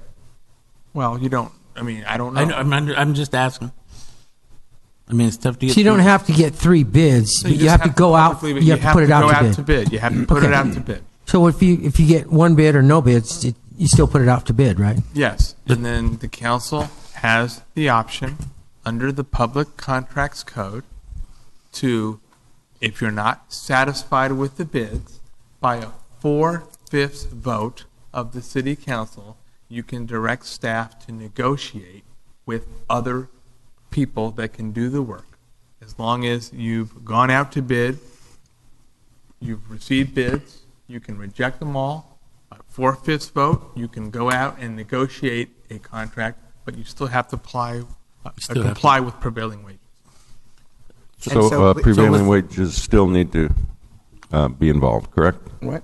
Prevailing wages still need to. Anything over $1,000. 1,000 or 5? 1,000? 1,000. Okay. So that same guy went from Or maybe 22 to 39? 2,500. I think it's 1,000, but it may be 2,500. But it's definitely over 20. Yeah, it's not much. Prevailing wage. I'm sorry, Councilman. No, I was just wondering, so the guy who made the $22,000 bid is the same guy who did the $39,000 bid, correct? Yes. Okay. Yeah, it was actually $38,900. Oh, 38, I'm sorry. Is that the difference between Prevailing wage. prevailing wage and their regular pricing? Unfortunately, Davis-Bacon Act and everything else, Joe, a laborer would cost somewhere around $60, $65 an hour, fully burdened with prevailing wages rather than $20 an hour. Okay. Yeah. Plus the excessive amount of paperwork in filing prevailing wage Oh, statements. it's terrible. Yeah, it's really, I see. really So bad. this one of those projects we could wear our little orange vests and go Yes. out there and do it in the middle of We the just- night? Let's just do it. Yeah. Too Well, bad. and there, I had there was a little bit of discussion, very little, about could half of it be concrete and half of it be asphalt because they're only going to be working on one at a time. And that would cut the price down a little bit. Yes, I didn't estimate that. Would that be helpful, or do we want to? Do we have to take it back? Any action is not on the agenda, so you'd have to bring Right. it back. So he's just giving you an update as to how the bids came. Yeah. Right. So to see if we wanted to go to the vote thing or do something, we have to put it on next time. Correct. Okay. Yeah, and I need to remind you, I know it's wishful thinking, but we just have DG out there that's compacted. If it does rain, the buses could be inoperable for a couple of days till it dries out. So this is something that we need to address, whether it's the temporary asphalt Is for there, $4,900 or the concrete, or we're bringing hot asphalt to the island in late December. Which is If we unsafe. can make it till then. It's unsafe. We might be able to improve, and I could write a change order. I don't know about hot. I'm not that hot on hot asphalt or asphalt for that matter. yeah, not for safety. But I think this- it's. Hey, But I thought it was Dennis? the cold Yes, sir. asphalt that was the problem. in your discussions, have you tried to call Mike Flynn to bring his hopper, or find out what it would cost for him to bring his hopper? I can certainly do The guy that. who did all the work for the museum to put. Yeah, there you go. It may be. I don't know. He's Maybe doing it work might be here cheaper. right now. I don't know if Anyways, it's even here. It still may be here. I don't know. Maybe an option. I Would could you do me a certainly favor? do that with the councilor's If his hopper's already here. suggestion that a 4/5 vote, I can go ahead and get that ball rolling and see what we can do. Yeah, that'd have to be an agendized item, but Yeah. you could at least find So, out. 2 weeks? Yeah. Okay. Okay. And So what is we- the difference between the hot and the cold asphalt? Hot asphalt will dry very hard. We drive on it all the time, and it doesn't move. It's asphalt concrete. That's what it's called. It dries hard. It's not as hard as concrete. It's a little malleable, but it is hard. Right here at Five Corners, it's all hot asphalt concrete that dries hard. But on a hot day and heavy equipment on it, it will give. On a real hot day with Yeah. heavy equipment, And- it and- could depress and that- a little bit with jacks and And I things, feel yes. it becomes a safety issue for mechanics. And that's could all be. batteries and heavy if we're going to put a equipment. building over it too, it's I mean, that's just a thought. I mean, It's not if we gonna could work. just look into a little bit of everything, Sure. find out what we could do, that'd be great. Do we need to vote on that for as far as? Can't vote on it today. No, I mean as far as reaching out to Flynn about. No, he can go ahead and you can ask him to bring information back. Oh, I see. Okay. So he I can will go do ahead that. and Okay. We'll check out the different avenues and report back to you in 2 weeks, and perhaps get it on the agenda for a vote. Yeah. Okay. One other item, city manager asked me to check into your request, Joe, on a water truck for Yes. the public. A tender? It's on the agenda. Yeah. Yeah. Okay. Yeah. Great. And I found a couple. They range from $30,000 to $40,000. We can get them for a rent purchase option, RPO, or we can buy them straight out. We don't have a budget for it this year, but we can certainly, upon your approval, buy it. And you wanted to haul non-potable water in this water truck. Is that I wanted correct? to haul water that we can get out of our own well up here. Okay. So we can have that distributed through the town. And then I think there's a multi-faceted approach to that water truck, and we can use it. I'm sure we could possibly retrofit it to where it could be used for fire suppression also, or the fire department could also use it if it needs it around town. But the main reason I want that water truck is so we can pull water out of our well and we can distribute it to the public for their own home use. Because right now we got to start thinking on the level that we're at right now. We have no short-term fixes for this water shortage that we have right now, and I think that would be very helpful. That's one of the approaches that we have on that item. I think it's number 12. 12 We'll on, be discussing on the that, agenda. yeah. So we can discuss that later, but I really appreciate you And getting then up. also we got some pricing on totes. I think you were, if we take this water to people, we're going to have to put it someplace. Yep. So we've got pricing on that. And also I was asked about getting pricing to import potable water per your request. Yeah, gallons. I'd like Yeah. to see what price we can get on a lot of gallons of water so that we can distribute them possibly right out here. And, depending on how many people you have in your home, we'll discuss this in a little while, but I definitely want to attack this water problem immediately tonight, the short-term fix. So I appreciate you getting some prices on that, because we could maybe purchase a couple truckloads of water, and I'm sure the more you buy, the less expensive it's going to be. It could be. It might be even less expensive for us to purchase it from Bonds and give it away there, because we're paying 80 cents a gallon there. But whatever it takes, we got to figure out what the freight prices are going to be. We could discuss it with Avalon Freight Service, or if they don't have a reasonable price for us, we can reach out to some other freight carrier that they can accommodate our needs. Okay.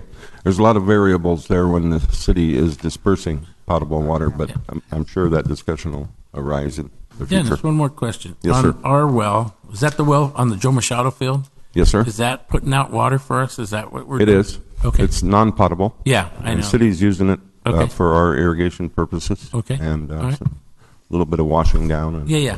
things Okay. like that. Okay, my last Thank you. one question I wanted to ask you: our filtered drinking fountains around town.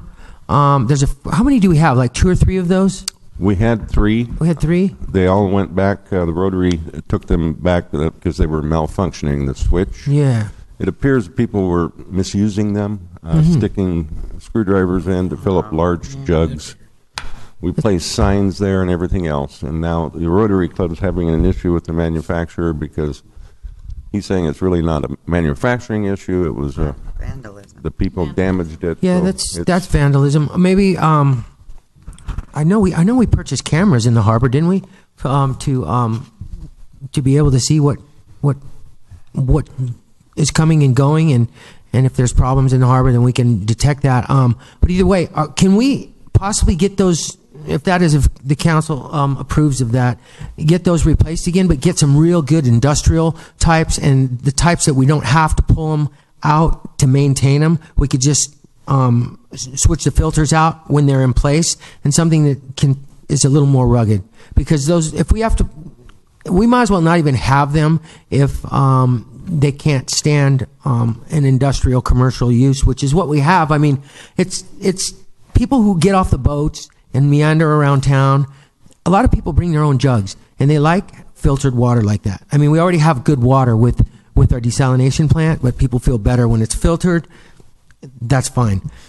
So I would feel good if we could, and we already have the infrastructure in place. We went to that extent to get those filters, water fountains put in. So if you could look into that, that would be really appreciative. But get something a little more that will stand the test of time and people's abuse, and something that we can mitigate people being able to stick a screwdriver in and fill up their 5-gallon buckets, because it's not for that. And if somebody wants that much water, we can help them out if they need it. But I don't think they need to vandalize the machines, or we need to try to keep the honest people honest. The original intention of those stations was a grant that the current president of Rotary in 2013 wrote to the district of Rotary to receive a grant to buy 3 watering stations. The intention behind those was for water bottles. It was to mitigate the amount of plastic going into the landfill.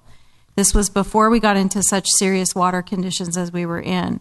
Immediately upon installation in 2015 of those, the one specifically at the pier was receiving the most damage. And what would happen is the boating community would come in, and rather than, their intention is water bottles. Rather than take your water bottle and fill it up, they were bringing 5-gallon jugs, and instead of pushing the button to fill the water, they were putting screwdrivers and other items in there, which obviously caused them to malfunction.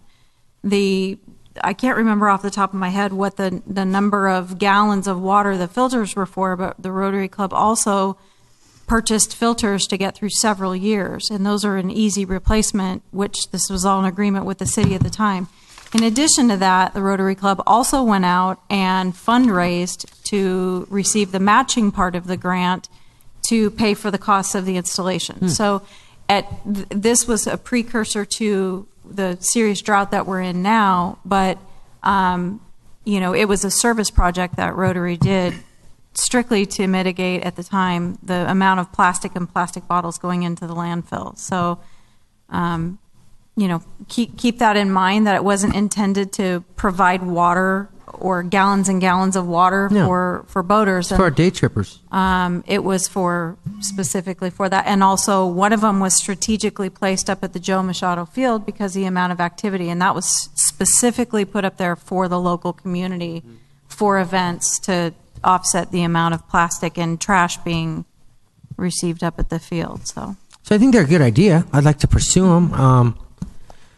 They're a little more efficient than drinking fountains because drinking fountains get left on sometimes. And the way these function is you put your bottle under, you turn it on, and the water goes directly into your bottle. When you function a drinking fountain, you turn it on, the water runs. When you see it runs good, then you have a drink, and then sometimes it's left on. People wash their feet in it, and So anyway, I think it's a good idea to have them if it's the council's direction.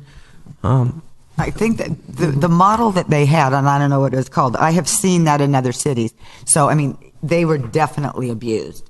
You know what I mean? I don't know if there's things that are even more, you just hate to think something like that being abused. But, I mean, I think you had a doggone good product. So I don't know if there's something better. And then do you even remember what those 3 units cost?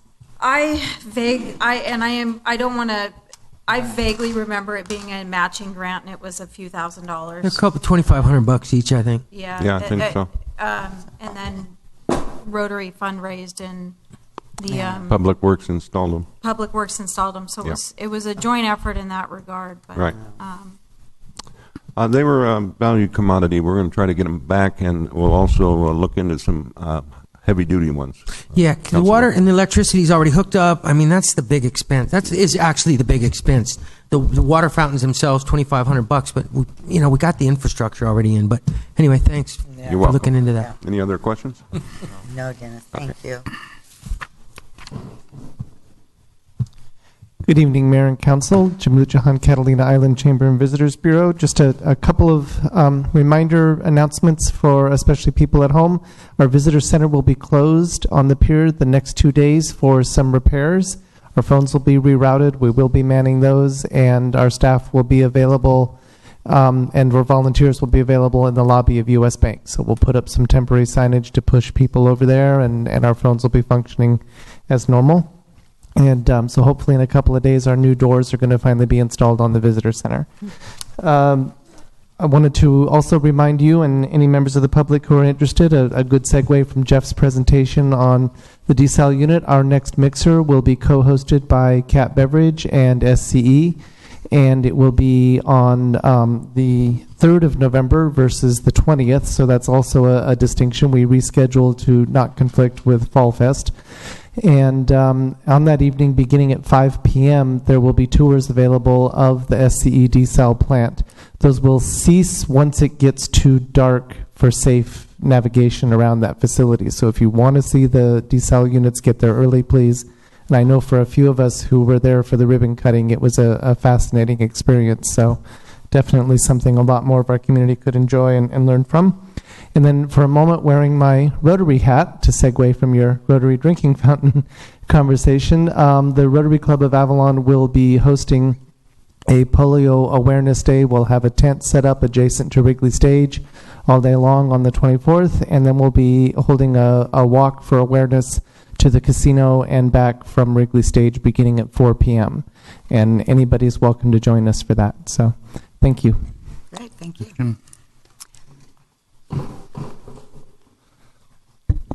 Good evening, Madam Mayor, members of the council. Dodgers Cubs update. Anybody? No, I've got it. Okay. No way. 4-0 Dodgers. Yes, yes. Craig, did you answer Yep. that? 4-0 after 5. And you don't want to hear the Kings score. I know. My daughter already told me. A couple of these have been touched on. Just want to make sure we invited out Fall Fest Thursday night, 5 to 9. Lots of food. There's music. Lots of games. Join us at the city booth. We'll be painting bags as a contest. We'll have an information booth and pie eating contest, whipped cream pie eating contest, and pumpkin seed spinning contest, and some fun things that we're going to be doing in our department. Red Ribbon Week, we also will be joining Choices in the School in celebration of that week. We are working with them closely for Thursday and Friday, the 27th and 28th, to run some after-school programs, kind of celebrating the week of Red Ribbon, the 27th an elementary program, and then the 28th a middle school program. Joe Machado Fields, I think the council was looking for updates periodically. We met with them today, our construction meeting.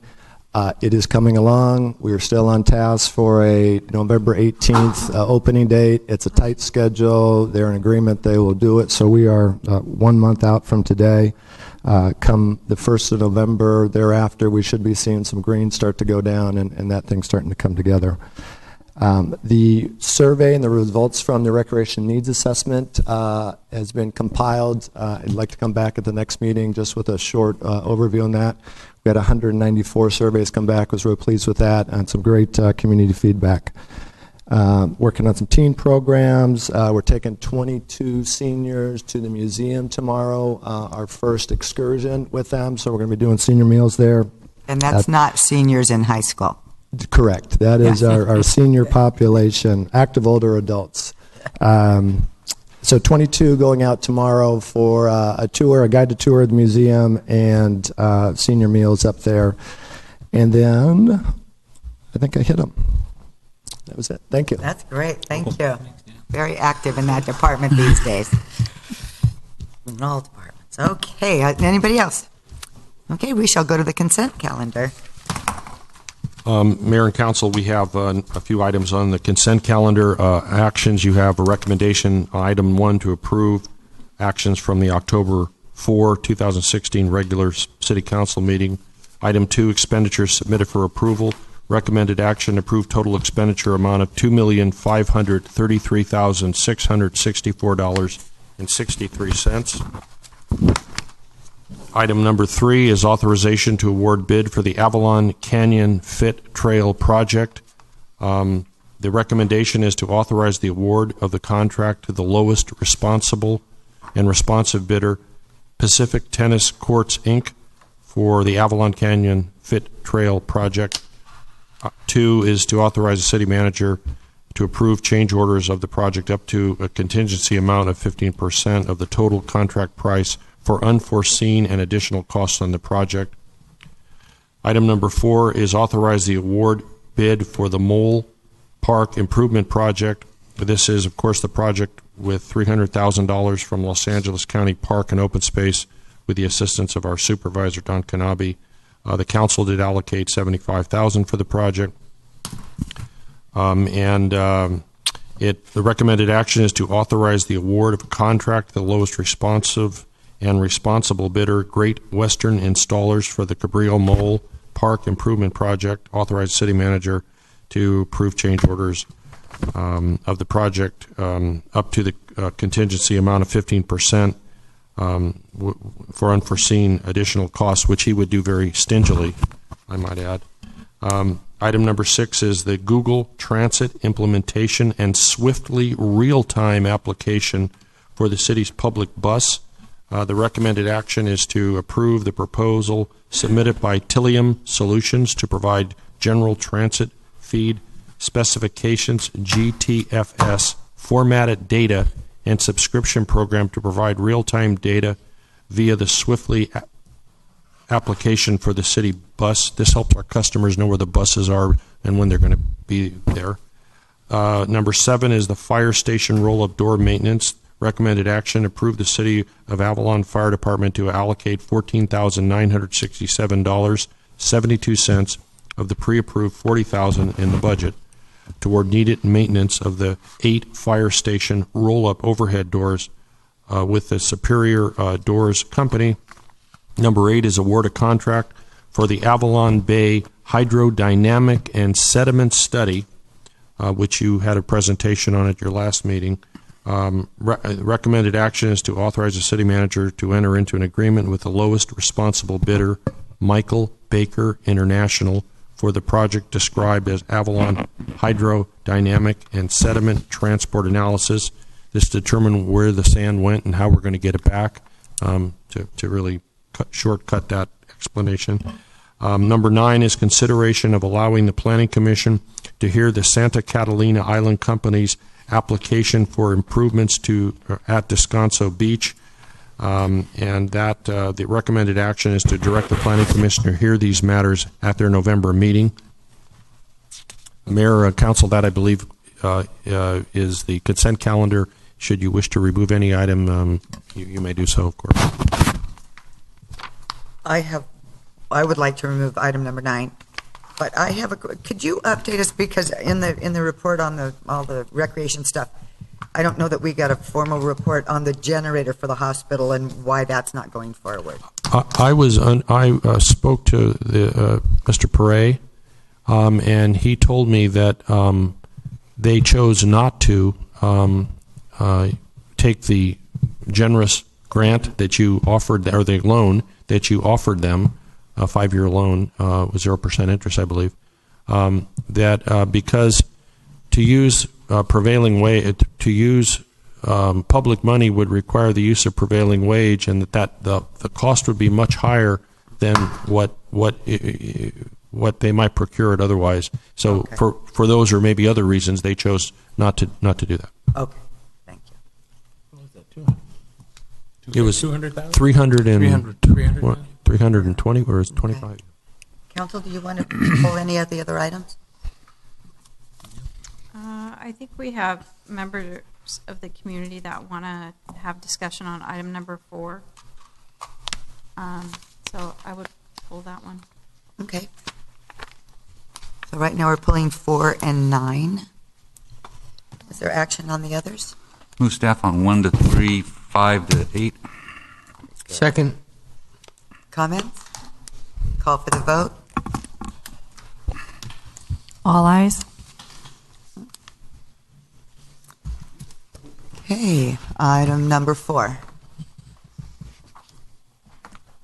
Mayor, item number 4 is the authorized award bid for the Mole Park Improvement Project. You did receive, as the city clerk mentioned, you did receive a couple of electronic mails today to you regarding concerns of people in the area. I know that Mr. Hunke, when you are ready, has some information in that regard, but maybe the citizens would like to address that to you. Okay. Is there anybody like to speak?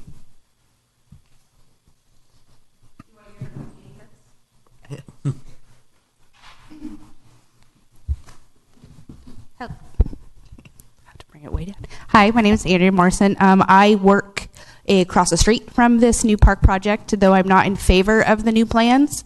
I did like the original plans. Since it is going to go forward as is, my only issue with it is the color of the new fencing that is going to go in. It does state here that the fencing you chose was going to be wrapped in black vinyl. I think black is a very poor choice. The fencing is going to, and does as it is, obstruct the view to our side, and I feel that the color black, though many of you guys might laugh that I'm arguing over the color, No. I think the black color is too dark, and it's going to obstruct view even more since you are adding additional footage to the top of the fence, and you're going to be covering the top of the basketball and volleyball courts. I believe that a lighter color choice would be in the best interest if it's going to go forward as is. I would just like you to please reconsider the coloring of the fencing just to help us on this side of the other side of the street to be a little bit more visible, and maybe help the fencing blend into the ocean and the sky and the landscape around it instead of just this big black fence. I'd like a light blue or white, tan, I mean, anything. I know it's kind of funny to stand up here and argue aesthetics, like I said before, but I do believe that if, again, going forward, if it's going to go forward the way it is, us on that side would really like to have you guys reconsider the color of the fencing that's going to be used. Thank you for your comments. Thank you. That's it. That's kind of easy, isn't it? I mean, especially after the fence that goes out to Pebbly, it's like really metallic and harsh and rigid looking. Yeah, I think, can we change that? We've looked at a lot of different fence options, and certainly we can change it. The vinyl chain link was one that was proposed and chosen. When you get into vinyl, there's just a couple out of the box colors, and it's black and it's a green. It's not necessarily a real pretty green. We can look into some painted fences. I would be open to maybe having a council member or two sit with me. We can look at some fencing options and come up with a color. We had the rainbow out there. Some different colors were looked at. We talked about possibly pure green. It just kind of seemed like it was too much in your face. But maybe there's something softer out there. It could be a painted color that might work. I'd be happy to sit with you and look through it. We can come up with something. We do have time, a little bit of time on this. Love to have you approve the contract tonight, with the caveat that we come back with the fencing at the next meeting with some color options and approval. We'd just like to award contract now. Most likely a painted fence will be a little bit more. I can't imagine being quite a bit more, but something we can tell you what, let's look into it and see if it's feasible to change it, and see if it actually does look. We'll take some different colors of fencing, even if we have to do it ourselves, and take it out there and look at it and see what looks the best. And see if we can get Andrea's consideration on it, and we'll see if we can change it. If it's feasible, if it's not, well, then it's not. But we'll try to.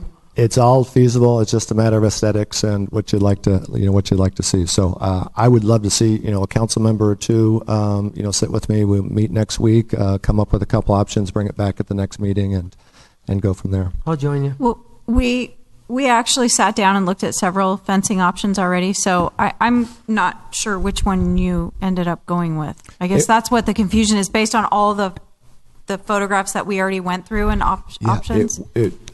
Sorry if there was confusion. Black was what was chosen. Go ahead. But there was iron fences. There was sport mesh. Chain. Yeah, chain. So ultimately, it's chain link, a vinyl chain link with up to 8 feet. We're currently at 10 feet with the galvanized. 8 feet, so we'll bring it down a little bit, and then the sports netting to go up another 4 feet, so a 12 feet total height.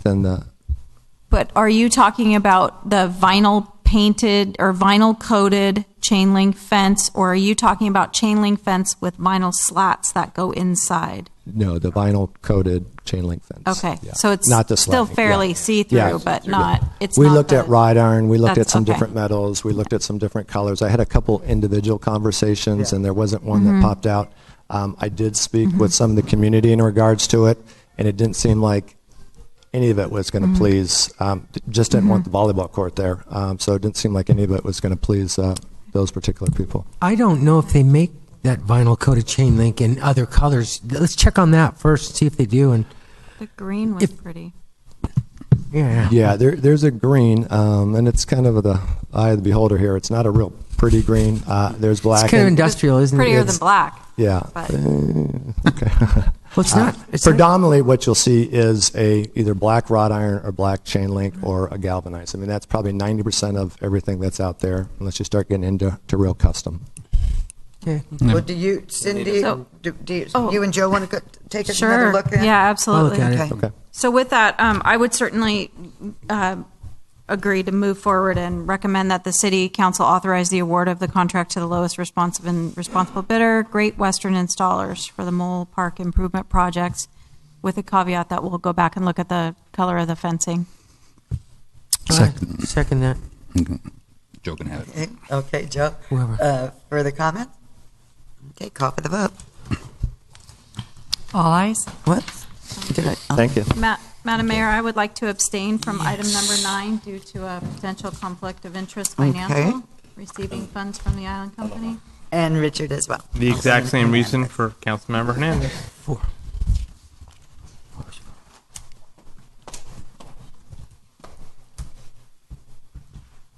Okay, item number 9. Mayor, there's a consideration, this item is a consideration of allowing the Planning Commission to hear the Santa Catalina Island Company's application for improvements at Descanso Beach. The city has in its ordinances a provision that says that in November and December, no development projects that impact housing should go forward, while it gives the City Council and the Planning Commission to have a discussion, at least according to the ordinance. Though I think as staff has looked at this, there is an argument that is being made that actually it's not an impact on housing because of the nature, because of information that they've received from the applicant. And I know that that is a topic that there may be a need for some verification of some kind in that regard. And one of the reasons that the Island Company would like to move forward and not wait till January on this is that this will be a kind of a tree top course and little like roller coaster that goes down, and they want to have that up and running for the summer. To increase visitor opportunities and the benefits of it. So they feel that if they have to wait until January, that it could cause the project to be delayed beyond the summer.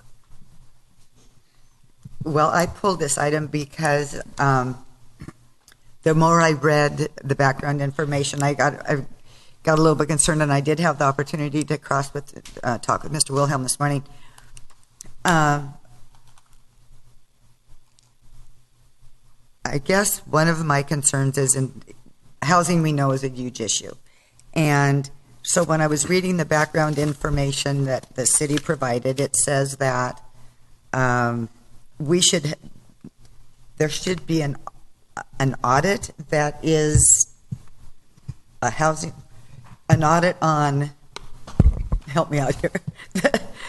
There's a okay. So what it is the and thank you, Amanda. How many people is this going to add to the workforce of the Island Company? He told me about 10 full-time, but we can ask. The two projects, I believe, are adding 20 year-round, 10 peak season. 50% of the peak season is 10. 20, so 50% is a peak season is 10, which is what the inclusionary housing requires. But the Island Company has a housing credit, so they housing credit. What does that mean? Okay, so there was a project, and part of the conditions of approval we suggest putting on this is many years ago, there was an Island Company project where they basically provided more housing than was required. So they got a credit for that. So when was this? Kind of like where's the this is the original Bird Park project.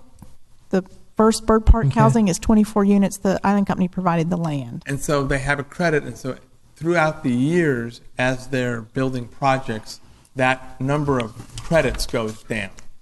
And so what a suggestion is... How many people can you add on to this one credit? I mean, it's like 24, so that's 48 people total. The ordinance provides that for every 2 full-time jobs, you provide 1 unit of housing.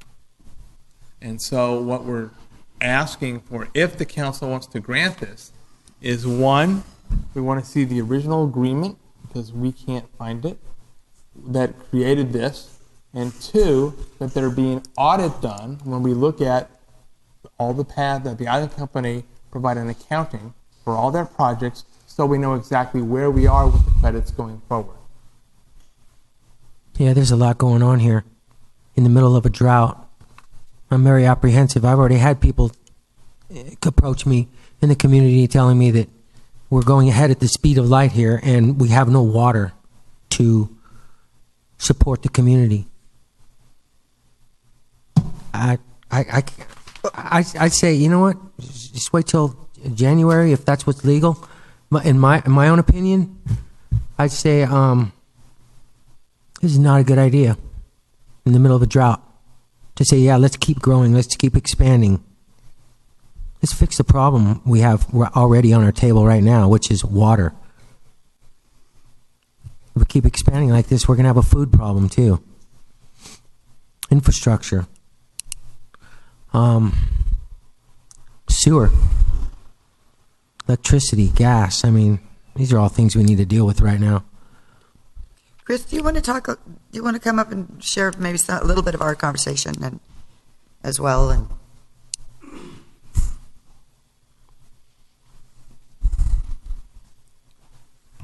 good evening, Chris Wilhelm, Kelly and Island Company, 150 Metropole. We agree with the staff report, but I can certainly answer any questions, and I can provide maybe a little bit more background on where the housing credits came from and sort of why we would agree that it would be appropriate to allow us to move forward using the credit bank that was provided as part of a development agreement, actually with the city, about 15 years ago. As stated in your staff report, we have two proposed activities that are currently at least on the Planning Commission agenda for November that would be a complement to our existing zipline project. As part of our application, we're required to prepare an analysis of the new employment that would be created by those activities. Our calculations or projections were that there would be about 20 new positions full-time in the peak season, which is what your code requires us to analyze.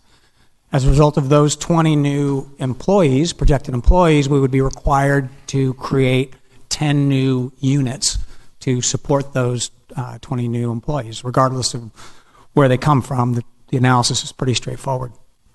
As mentioned by your staff, back in 2000, as part of the Bird Park Apartments development project, there was a tri-party agreement, development agreement between the city, the Island Company, and the developer of the Bird Park Apartments, which is an affordable housing project. As part of that, the Island Company entered into a long-term 75-year lease at $1 a year, agreed to essentially contribute the land in order to facilitate these 24 new housing units.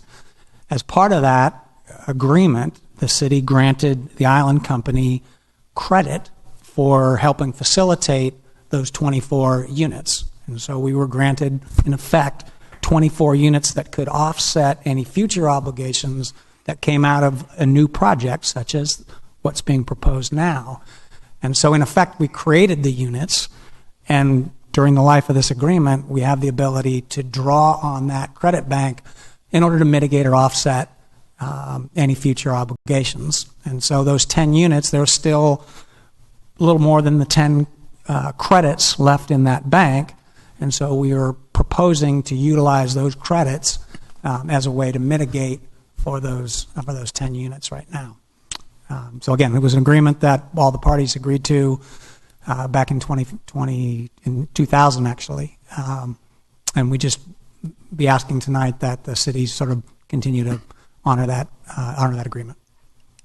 And I guess one of our requirements is that there would be an audit should be done, and we have not received that. So I'm not the mitigation in order to accurately determine the cumulative effect on employee housing. The city will require an employee audit that will compare number of employees for the Country Club, Casino, Descanso, Avalon Grill, now Zipline, Spa. It seems like we don't know where we are yet, so until we get that audit of what that has been, I mean, and this was requested some time ago, so I don't know why I don't feel comfortable saying yes and take this to them until we can see what that audit says, because if the numbers are higher and maybe you've used more, I don't know if you've used more housing credits. Understood. And so we've been working with your staff on that audit for actually some time now. And I started it a while back with Amanda, and then had a little hiatus, and then Amanda's back. And so we've restarted that dialogue. It's a complicated analysis, but we are happy to make that part of a condition for the project if the Planning Commission so chose to apply that condition to the approval of this project. We could provide that as part of that analysis. And do you believe you could find the copy of the original agreement that has the housing credits? Because we don't seem to have it. We believe we do, and we can provide that to staff. If it was approved by the City Council in 2000, it should be part of the record, and it should be part of a resolution that approved the development agreement, I would assume. So, but it's easier if you have that document. That should be something that we have. But Sure. apparently we don't. So We'd be happy to provide you a copy of that. And it has very specific language about the credit bank and explains it pretty clearly. So we could provide that as a condition of this as well. So how long do you think the audit's going to take? The audit? How long will the audit take? Well, we finished a version of it, and Amanda and I started to have a conversation about it, and she had some questions, and so we're still in the process of trying to answer those questions, but I think we can have that done in the next couple weeks. Be January by then, and you can just do this legit. Be January by then. Look at the city was. We're going to honor. I think that we're going to honor everything that we said we're going to honor. Sure. Okay. Yeah. Okay. And I think the hearing date's the 14th of November. We certainly could have it in time for the November hearing date. But and have worked that out with if, staff. Okay, so how would it be done though if in such a case, when we really let's say, whoops, you don't really have that many housing credits when we look at the numbers. If when we look at the numbers, you don't have that many housing credits. For some reason, it's diminished by a large number. Okay. And we've said, but you can go before the Planning Commission.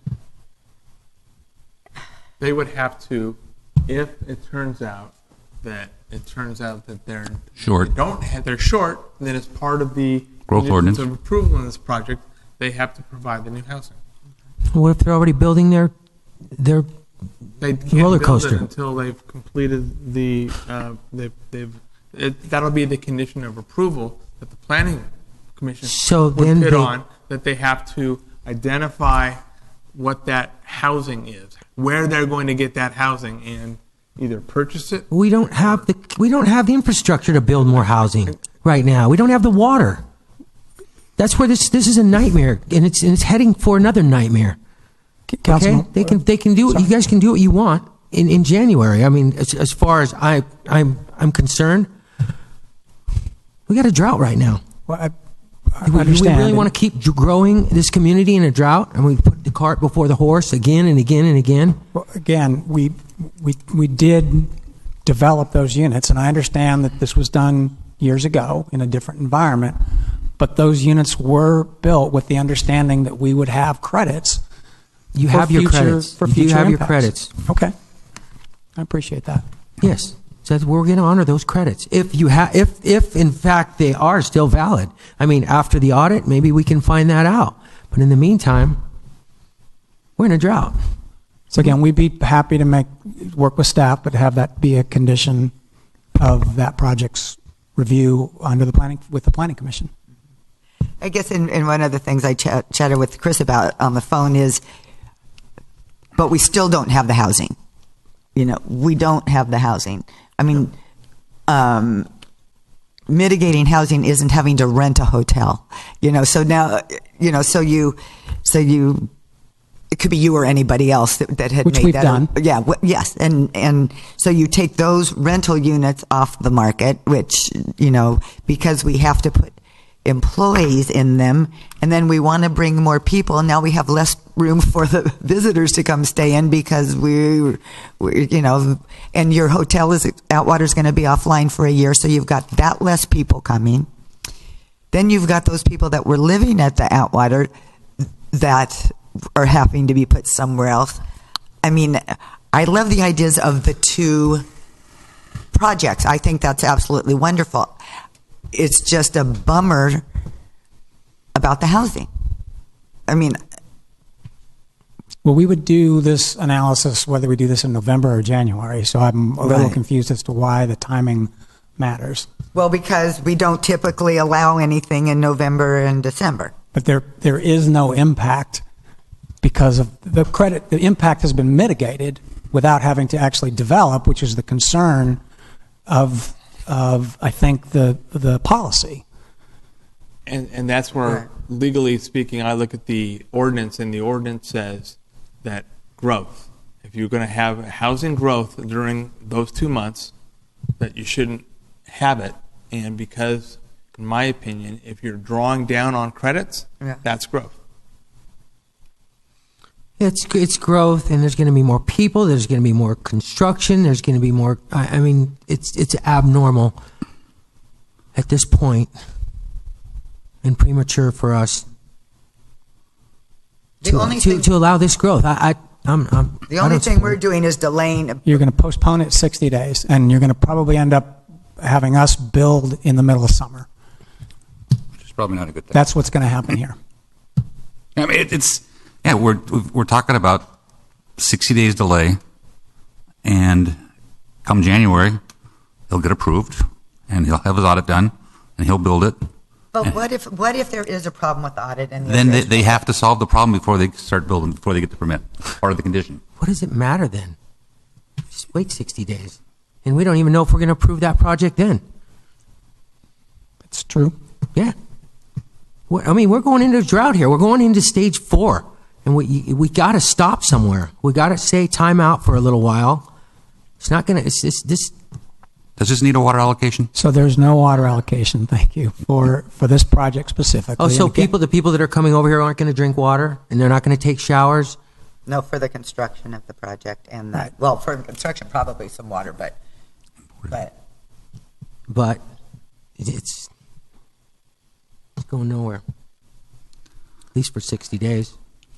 As far as So I'm again, concerned. all that accomplishes is we just delay the project 60 days, and we're going to be more disruptive with the construction process. And we respectfully ask that you not do that. So, okay, so what safeguards do we have on our end? Okay, because you're saying the way it does, if we do it this, we could just say no, just hold it over until January. They have the absolute right to bring the application in January. Right. What they're asking for is to bring the application forward in November. The conditions of approval with respect to housing would be the same in November as January, but what we're conditioning, if they want to bring it in November, they're going to have to produce the audit as part of that Planning Commission application. So when the Planning Commission determines this, they can fully evaluate whether there's housing, what the housing situation is, before they approve the project.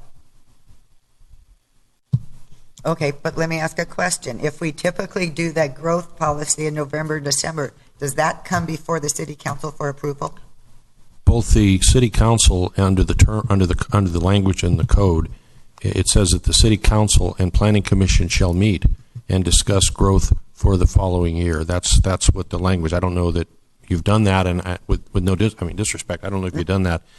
We haven't done that. Though I might add that what you might want the city attorney to do also is to look at the language in the development agreement and what it says that we are both supposed to do, and that might be helpful, because development agreements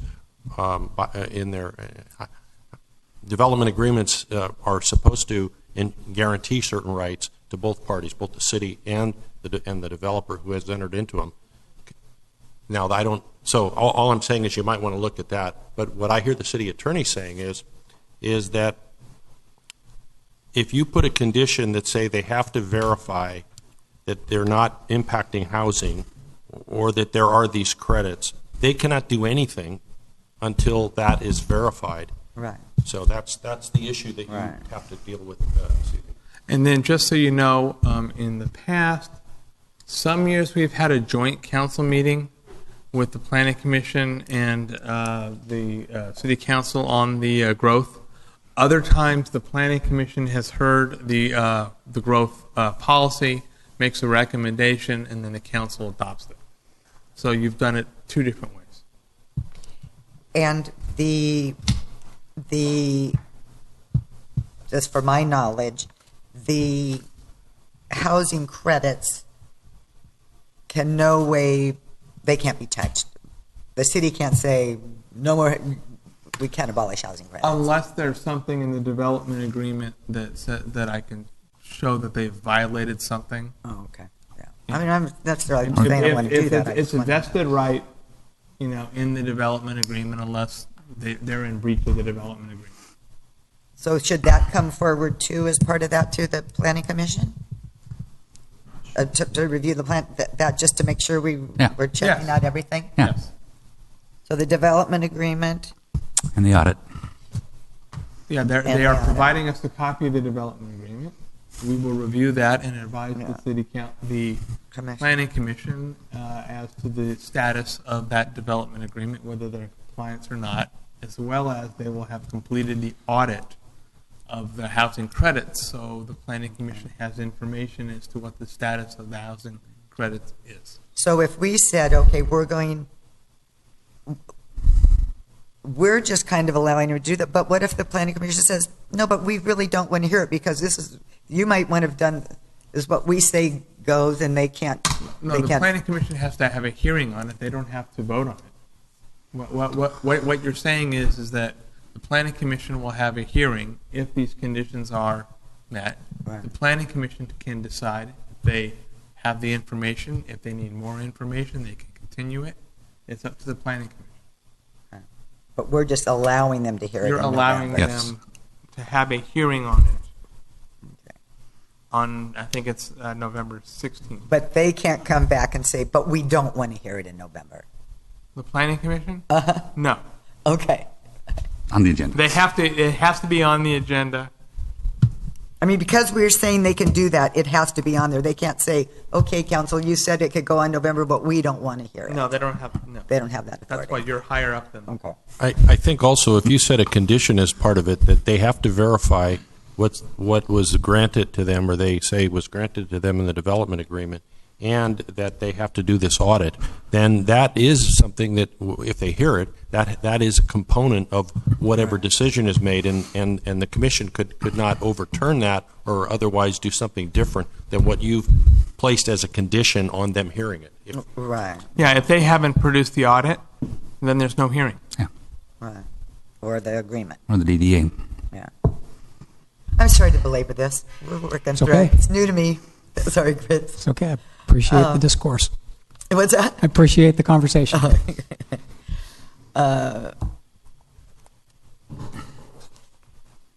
Well. Hi. Public speech. Yes. Yoli Montano, resident. That condition, I think, is fair. However, I'm a little concerned about these credits and shuffle and all this stuff. Do you have good record on? That's what they have to provide. Okay, because can we look into the country club? Because from what I understand, they opened the grill and not having to have housing because they were going to shut the country club down. The country club is still open. So when they're doing their factoring of credits, I really want you to look into that because we all need to follow policy and rules, and especially when that was a condition to open up the grill. And why is the country club doors still open and running business? So, thank you. Yeah, there is quite an extensive list of what they put on the thing that I'm sure Amanda would be up. Yeah. Hi, Pam Albers, 217 Cali del Sol. That was one of the things that I came down to talk about is that I think that I drafted this ordinance that talks about providing housing for 50% of peak season employees, or it may have predated me. But actually, the Millers with the Hotel Metropole built apartments, and that's one of the examples of housing that was created to provide employee housing. But just focusing on the Island Company, there's, in addition to the country club, which continues to be used by employees to bake all of the things for Ben's Bakery and for food out at Descanso, there's a 2015 newspaper article in which the CEO of the Island Company, Randy Harrell, is quoted as saying that they've added 36 full-time employees and 100 peak season employees. There's not one additional housing unit that's been constructed.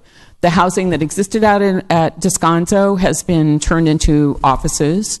That same article, Randy Harrell is quoted as stating that the staff housing at the Inn at Mount Ada is going to be turned into additional hotel rooms. So there's a lot of variables that, unfortunately, the ordinance as it stands does not really give the city the ability to evaluate the full impact of the creation of new businesses in terms of housing. But I do know if you open up the paper these days, it's phenomenal to me that at the end of October, there's just ad after ad after ad looking for employees. And if you go to the arcade and you look at the board, there's ad after ad of people looking for housing. So I think we all know that there's an issue, and maybe this is a good time to really step back and say, what do we need to do with this ordinance in order to make it more, to effectuate the goal that we were hoping to have happen with it, and bring in employers and talk about things creatively to make sure that we're not just creating new businesses for which there are no employees to fill those positions, because that's not visitor serving either. So, thank you. Thank you.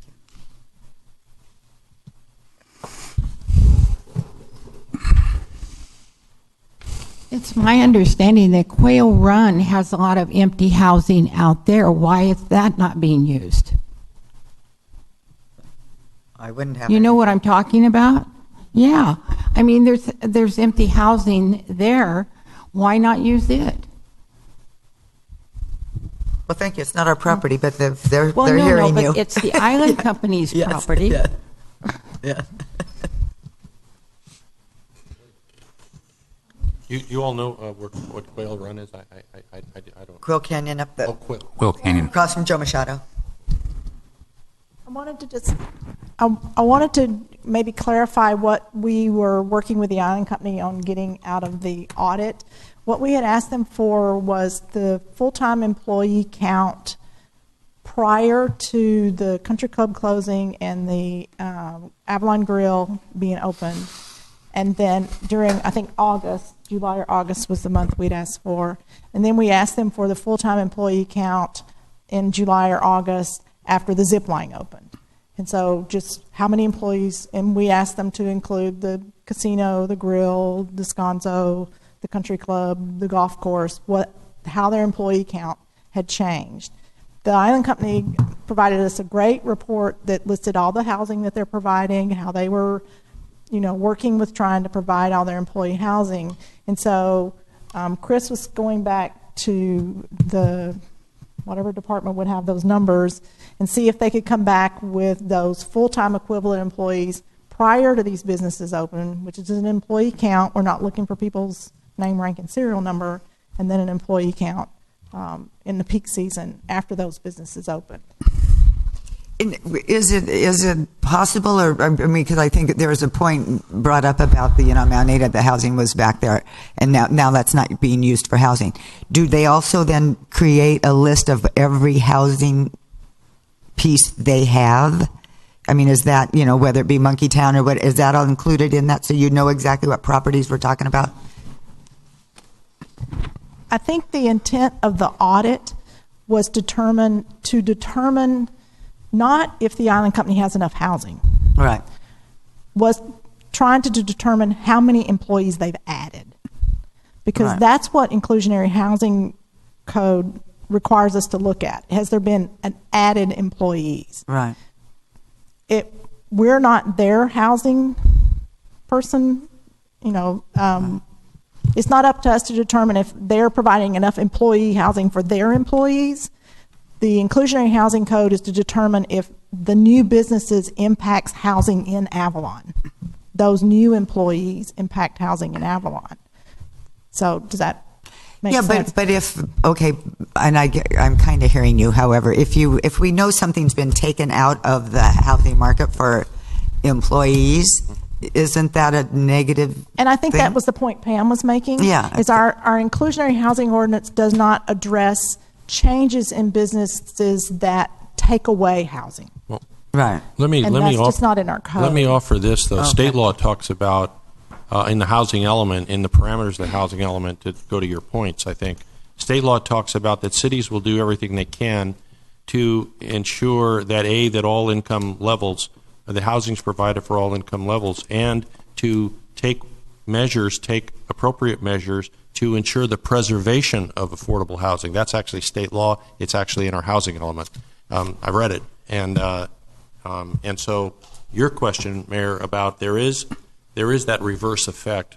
How it exactly may affect this project, I don't know, but that is part of the housing element, and of course that is a guide even superior, if you will, to our city ordinances, because it is that's state law. Mm. So so when you start taking affordable housing out of the market, then what state law tells cities throughout California, not just ours, is that you have to look at ways that you can preserve affordable housing, and I think to some extent that's what ties into some of the comments that you were making about how then do we balance that out, or does it become a market for only the rich people, and for people who are working people, or people who need jobs, or people who have jobs, how does it impact? And I think that's kind of, I added that little editorial, but that's what I think the state law talks about.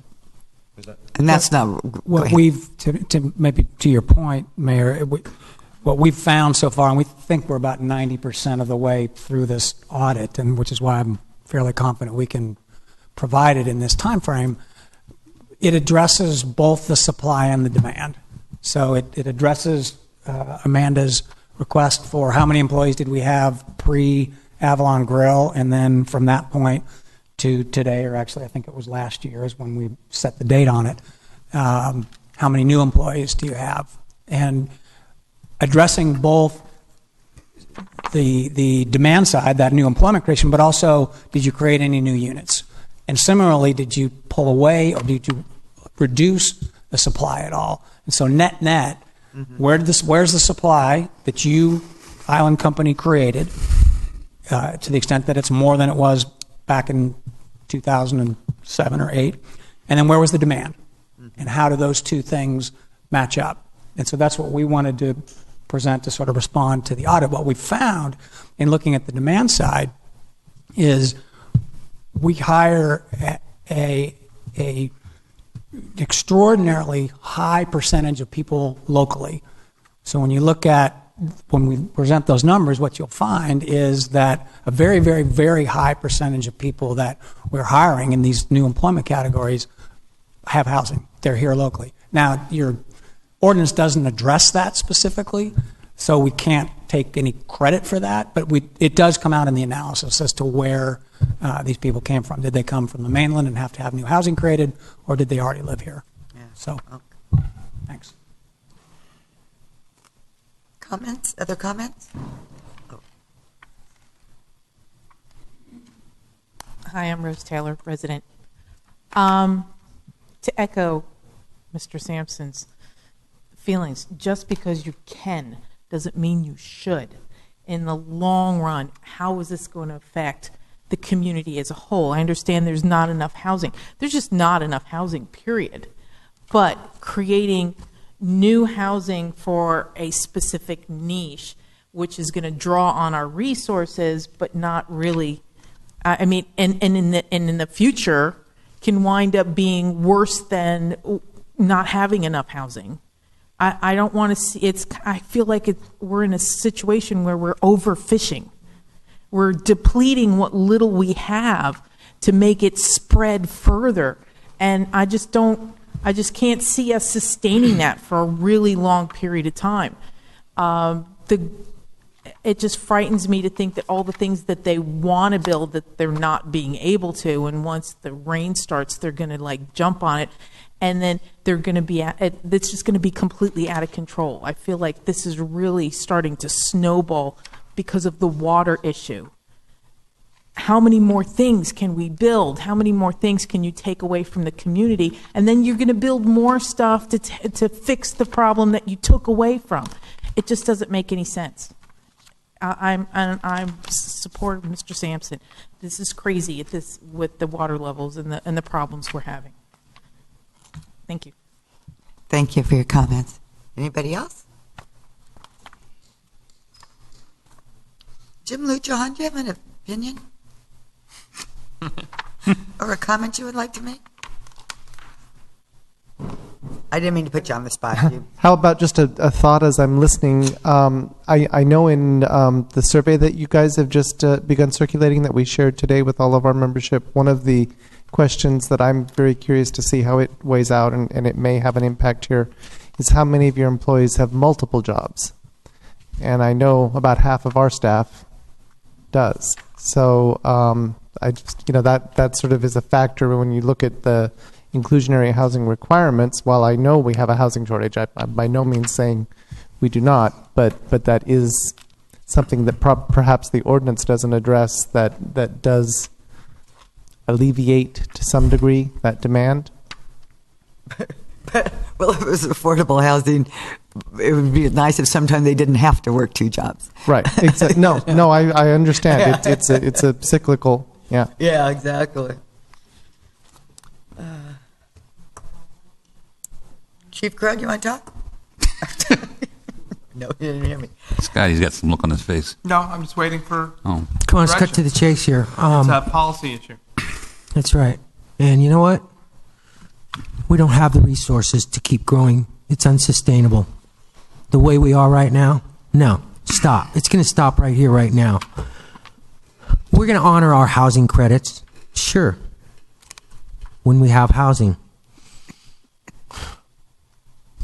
No, I'm not going to approve any. Well, okay. No.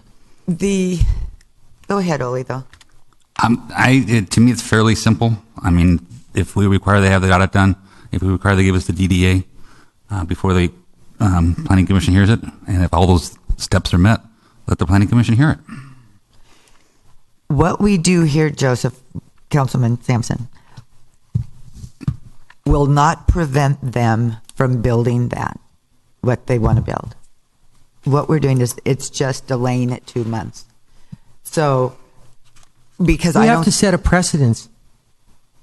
Sometime, somewhere, we have to make a stance somewhere, and I'm making mine right here, right now. Yeah, but I don't know what, because the Planning Commission, if they get the audit and they get the whatever, and all we're doing is not allowing it to do in November and December, and they go before the Planning Commission says they've met this, they've met that, they'll approve the project. How do you know at this point that they will approve it? Are you just coming up with a reason to go ahead and support the project right now? Do you not want to make a stand somewhere and say that, yeah, we have a problem in this town, we have a housing problem, we have an overgrowth population problem, we have no foresight, and we can't see what the future's bringing us? Okay. It's obvious what it's bringing us. We're going into stage 4. We don't have enough housing. Well, let me ask a question. You think it's funny, Oli? You've never voted against the Island Company, and you never will. I voted against the Island Company. You never have. Not since I've been here, 100%. We know how you're voting. So the question is, I have another question. So let's say, is there a way,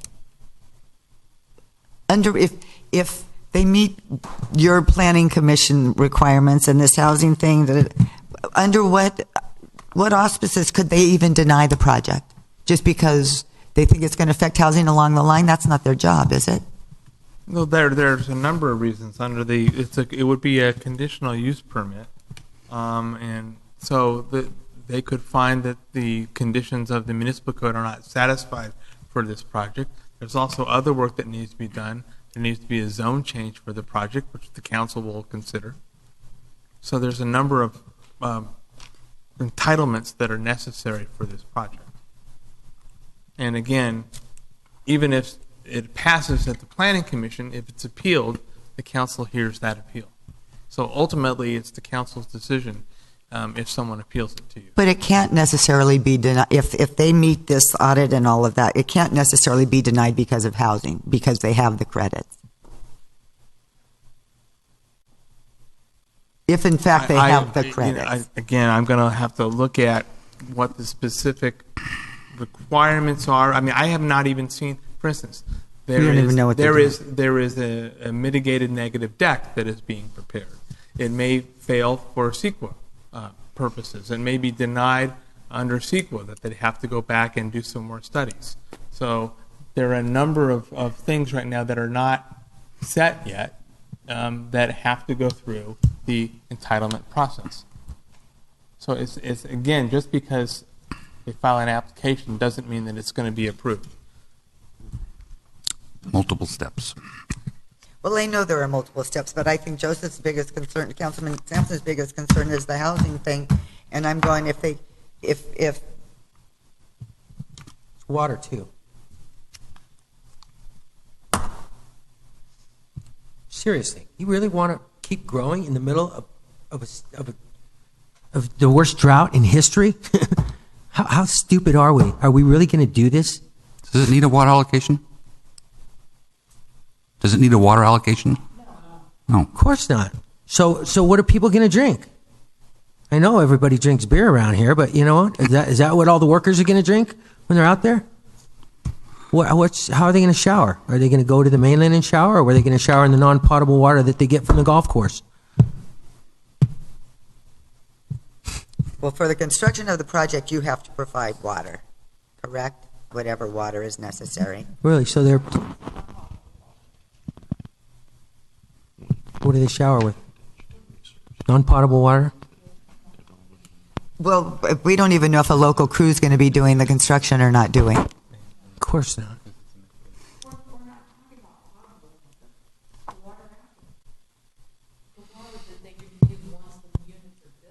They're not building units. They're building attractions. They're building attractions, but people have to be here to build the attractions. There's going to be construction crews. There's going to be foundations being poured. And yeah, non-potable water, but people have to live here. People do live here.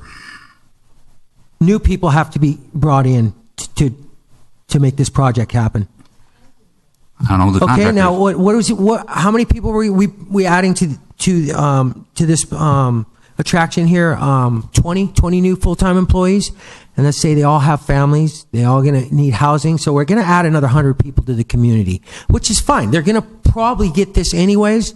But I'm making a stand right now and saying I'm tired of all this development. We're going to stop somewhere right now until we get our infrastructure in order. When are we going to say no and say when we have to do our job before we allow anybody else to grow in this community? I mean, this is ridiculous. Why even have to explain this? We're going into stage 4 water rationing. 75%. We're going to do this to the people who live here. We're going to go there a lot faster with this project, I'll tell you right now. I don't think we will. Well, what you think and what you know are two different things. Same and with you. I don't trust you on this one. I like you, Ole. I think you're an intelligent man, but you're going to vote for the Island Company no matter what, 100% of the time. I'm not this time. I'm right down the middle. I'm even on both sides. Sometimes I vote for them, sometimes I don't. But right now, I don't feel this town is capable of growing any bigger than we already are. And that's your opinion. No, that's not my opinion. That's the way it is. You kidding? We don't have enough water. Look at the next item and the next two items on the agenda. They're water. Water. How about the third item? Water. Take it off dead center. I will move to allow the Planning Commission to hear this item at the November 16th meeting with the conditions that the audit is prepared and confirmed and that a copy of the DDA is provided.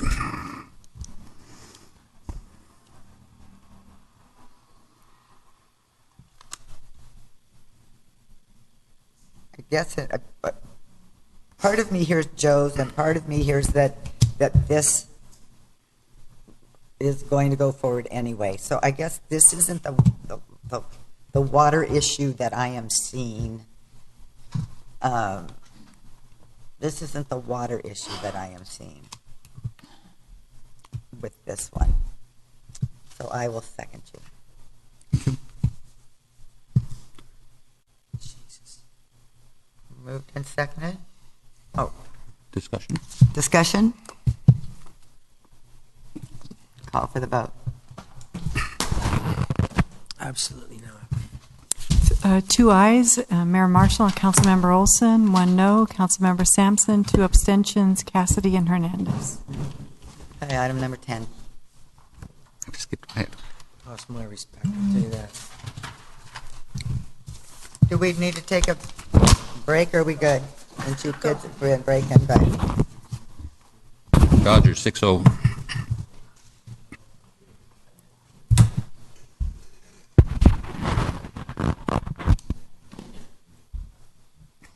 Are we taking a break? Sure. I think we are. I have that impression. We're down to 3.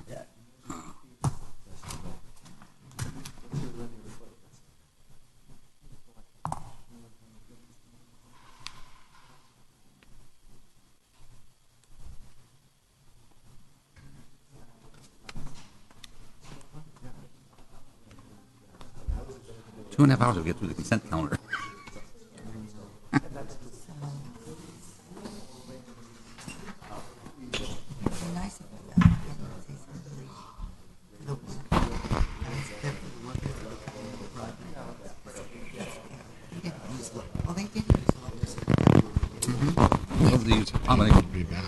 Boulder and Fine Line.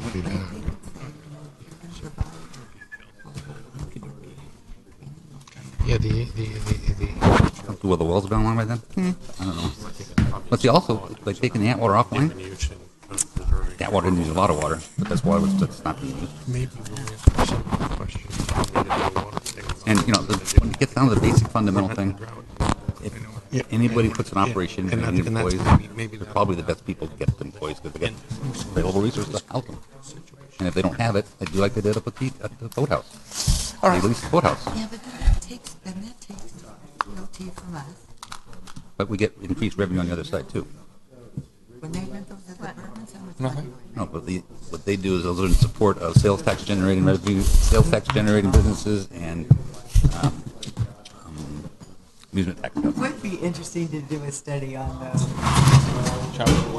that versus that, the resident versus the, you know, to see, you know, because Denise? the locals counter online now. Or how much Mark DeClaire. What's that? How much tax did Mark DeClaire? The report.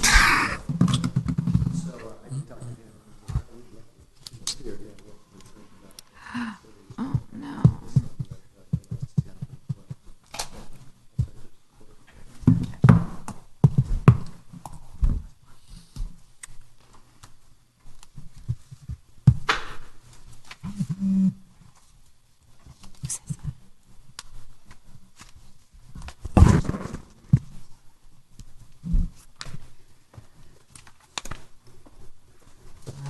Okay. And we're on to item 10. Okay, item number 10 is a follow-up to the presentation that I did a month ago.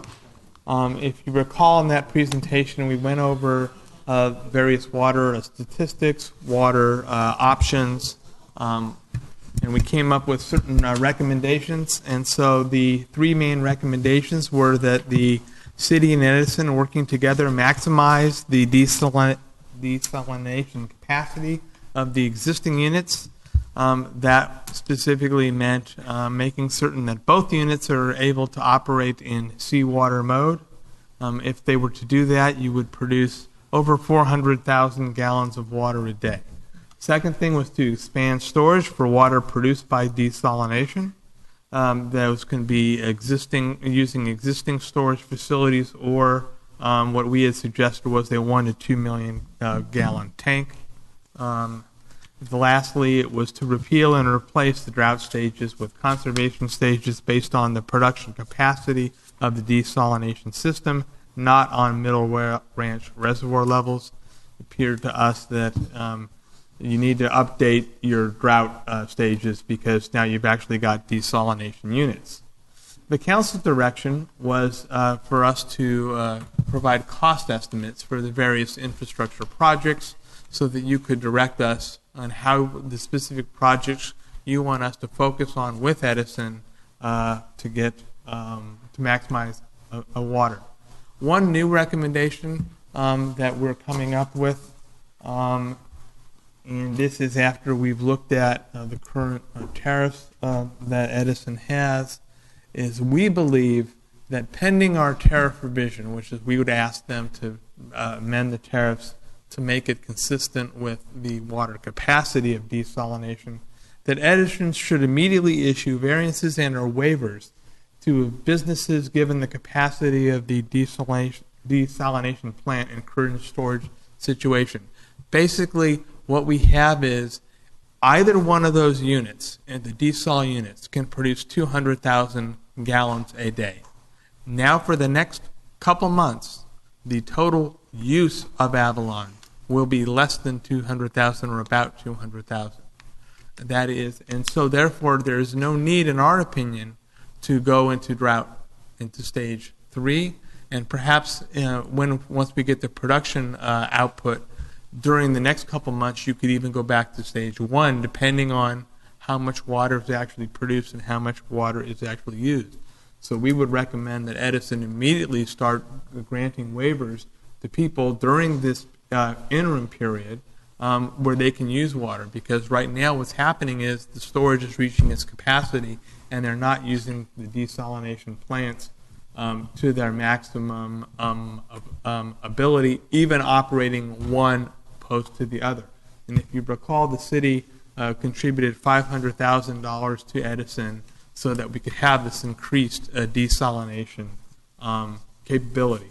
So those were our recommendations with the new one. What we've done since then is we have retained Carollo engineers to perform a cost analysis. In doing so, Carollo visited the Avalon facilities 2 weeks ago. They got a good look at the hills, the current Edison facilities, so they could evaluate what the cost would be. We've also requested information from Edison regarding the desalination plant productivity and feedback on the options that we've presented to the council. We've also had 2 long phone calls with Edison on this.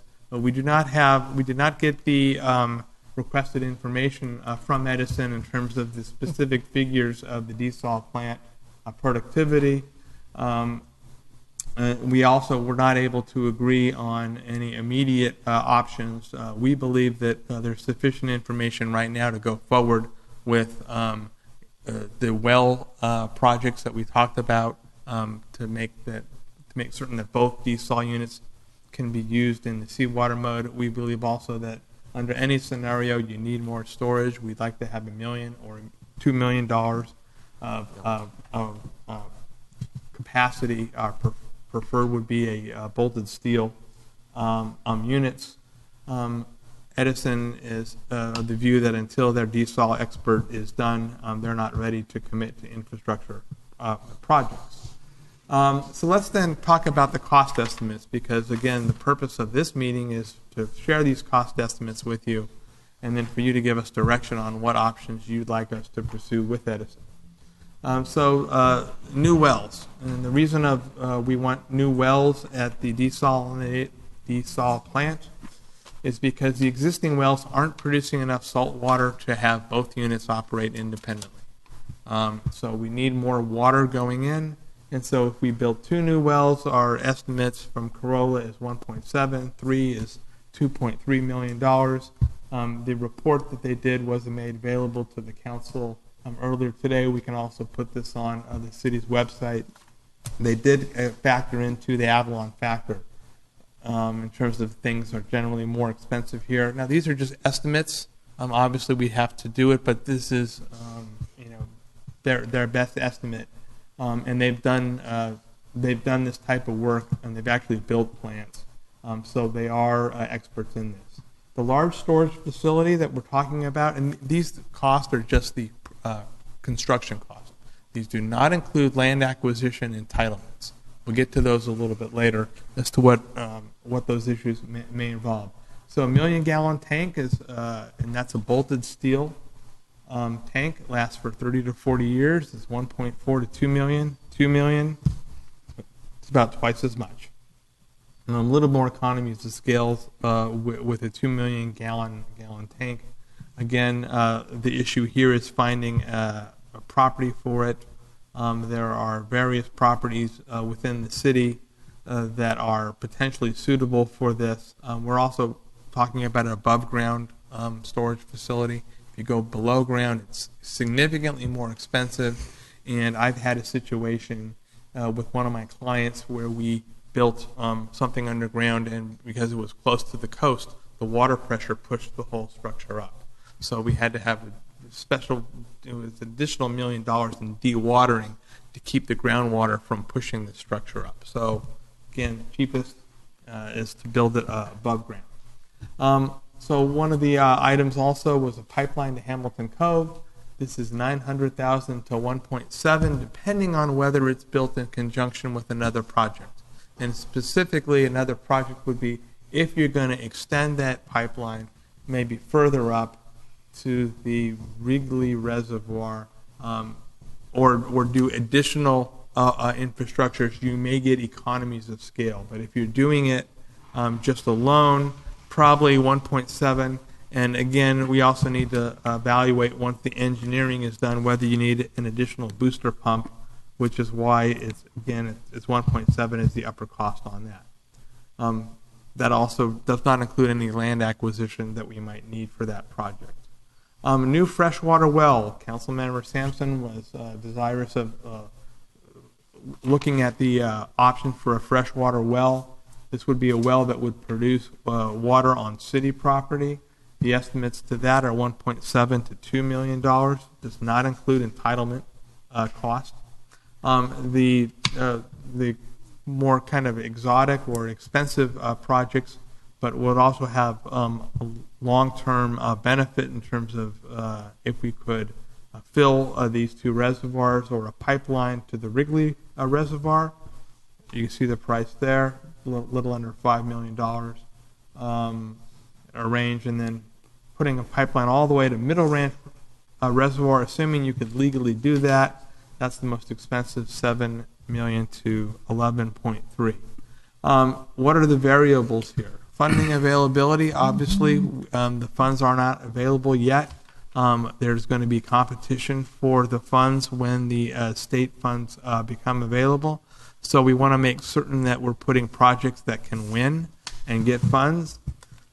We are currently delayed because the bond funds, they're still working on the applications and the regulations. In fact, Joe Byrne, who worked on this with us today, who's in our office, was spent all day in Sacramento finalizing the regulations for these bond applications, where they won't be done until December, and that's just the first draft of it.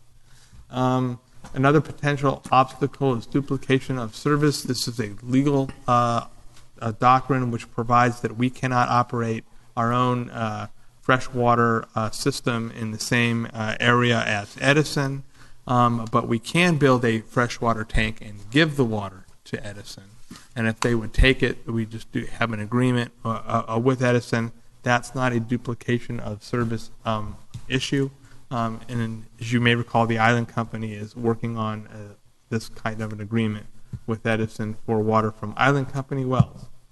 One thing I did not put in here is regulatory cost. When you go back, the projects that we had kind of put at the top of our list, one of the reasons we put them at the top of our list was because the costs were relatively small in terms of what the overall cost would be and entitlement process. In other words, getting the state to permit these things. So the desal plant is already permitted for the intake and production of desalinated water as well as the brine that goes out. You'd only be permitting or getting entitled the new wells. So you do that through the State Water Resources Board as well as the Coastal Commission. The large storage facilities, assuming they're within the city of Avalon, that's just the city council, the city planning commission approves, and depending on where the tanks are, either the city planning commission acting as the local coastal, acting as the coastal commission, or if it's out toward where the Edison facilities are for storage, the coastal commission would have to approve that. But that's it. So there's not a lot of the easiest thing to build, in our opinion, is the storage facilities. You also, if you have the land, you don't have that. The pipeline to Hamilton Cove, you would need coastal commission approval. You also need to make certain that you have easements for the land. Everything else, freshwater well at City Hall, there's years of entitlements that you have to go through for if you want to have a freshwater well. And so, and those can probably entitlement cost maybe $300,000 in terms of your attorney fees, staff fees, and the environmental studies that you need to do. Those will take a couple years if you want to pursue that.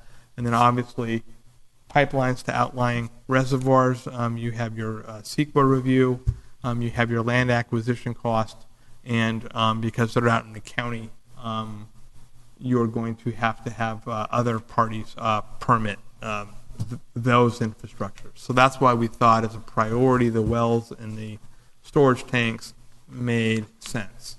Again, the obstacles I've discussed, and again, these are all infrastructure things, but our immediate solution is revise the tariffs to reflect the actual situation in Catalina, and immediate relief for those businesses and critical businesses, because in our opinion, especially during the next 6 months, when visitor counts are down and you've got storage, some storage out there already, that there's enough water to reduce the drought regulations, not increase them. In our opinion, again, as I said a month ago, the drought, given the desal plants, is an artificially created drought from a decision not to fully utilize desal plants and not push the PUC vigorously to amend the tariff. So that's my coming back to you with the cost estimates, and what we're looking for is a direction either with this item or the next item we'd like you to tell us which projects you think make sense to pursue, whether you also want us to pursue the regulatory direction in terms of getting the tariff revised, as well as working with Edison to help convince them that they really should loosen some of the water restrictions, especially during the next couple months when the counts are down. Mayor, may I make some comments? So I think in summary, what I understand the city attorney, and as we've discussed in the past, that we need storage for water that we have the capacity essentially to produce fresh water. We are in a man-made drought here in Avalon, not on the island. There's different issues. We're in a man-made, person-made drought, and so we need storage. And we, as Scott has said, we need new wells. Those are the quickest, we think, the fastest way to get relief here to Avalon, to the residents. And as Scott has said, and I agree, that the artificial, antiquated, outdated rules regulating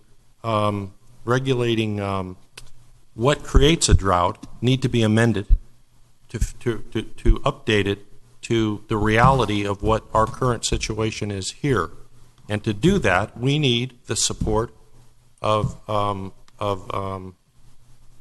the utility, but irrespective, that is a direction that we need from you to tell us to do that, and we will see that it is done, that it is made so. And there are other issues in the next report that I'll get to, but so we were trying to bring forward to you the quickest, fastest, cleanest way to address water issues here. And I just wanted to mention, I was going to mention, you all, the Israelis have done this before. They have done it in the book. Many of you probably have gotten what Israel's done, and we're hopefully we're not reinventing anything.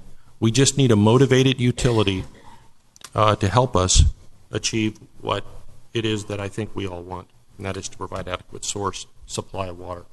And I know that some material has been provided to the council from some members of the public about desalination water and a World Health Organization materials. I would note that California has one of the most strictest regulations in terms of water quality, and so we're a lot different than the world as a whole. California is really protective of the waters, and we have some of the highest, if not the highest, drinking water standards. They're higher than the federal standards. And so, again, the desalination water that is produced in California is better than that produced in the rest of the world. I will say, too, that I've been contacted in the last day by our legislators who are very anxious to help us in whatever way that I know that the mayor and council members have talked about engaging them in a more proactive way after we get direction. I know they're anxious to do that because they know that over probably 1 million of their constituents, A, because they care about us, but B, because their constituents want to come here and enjoy and not have to bring their own towels and bring their own water and bring their own sheets and maybe camp rather than stay in a hotel. So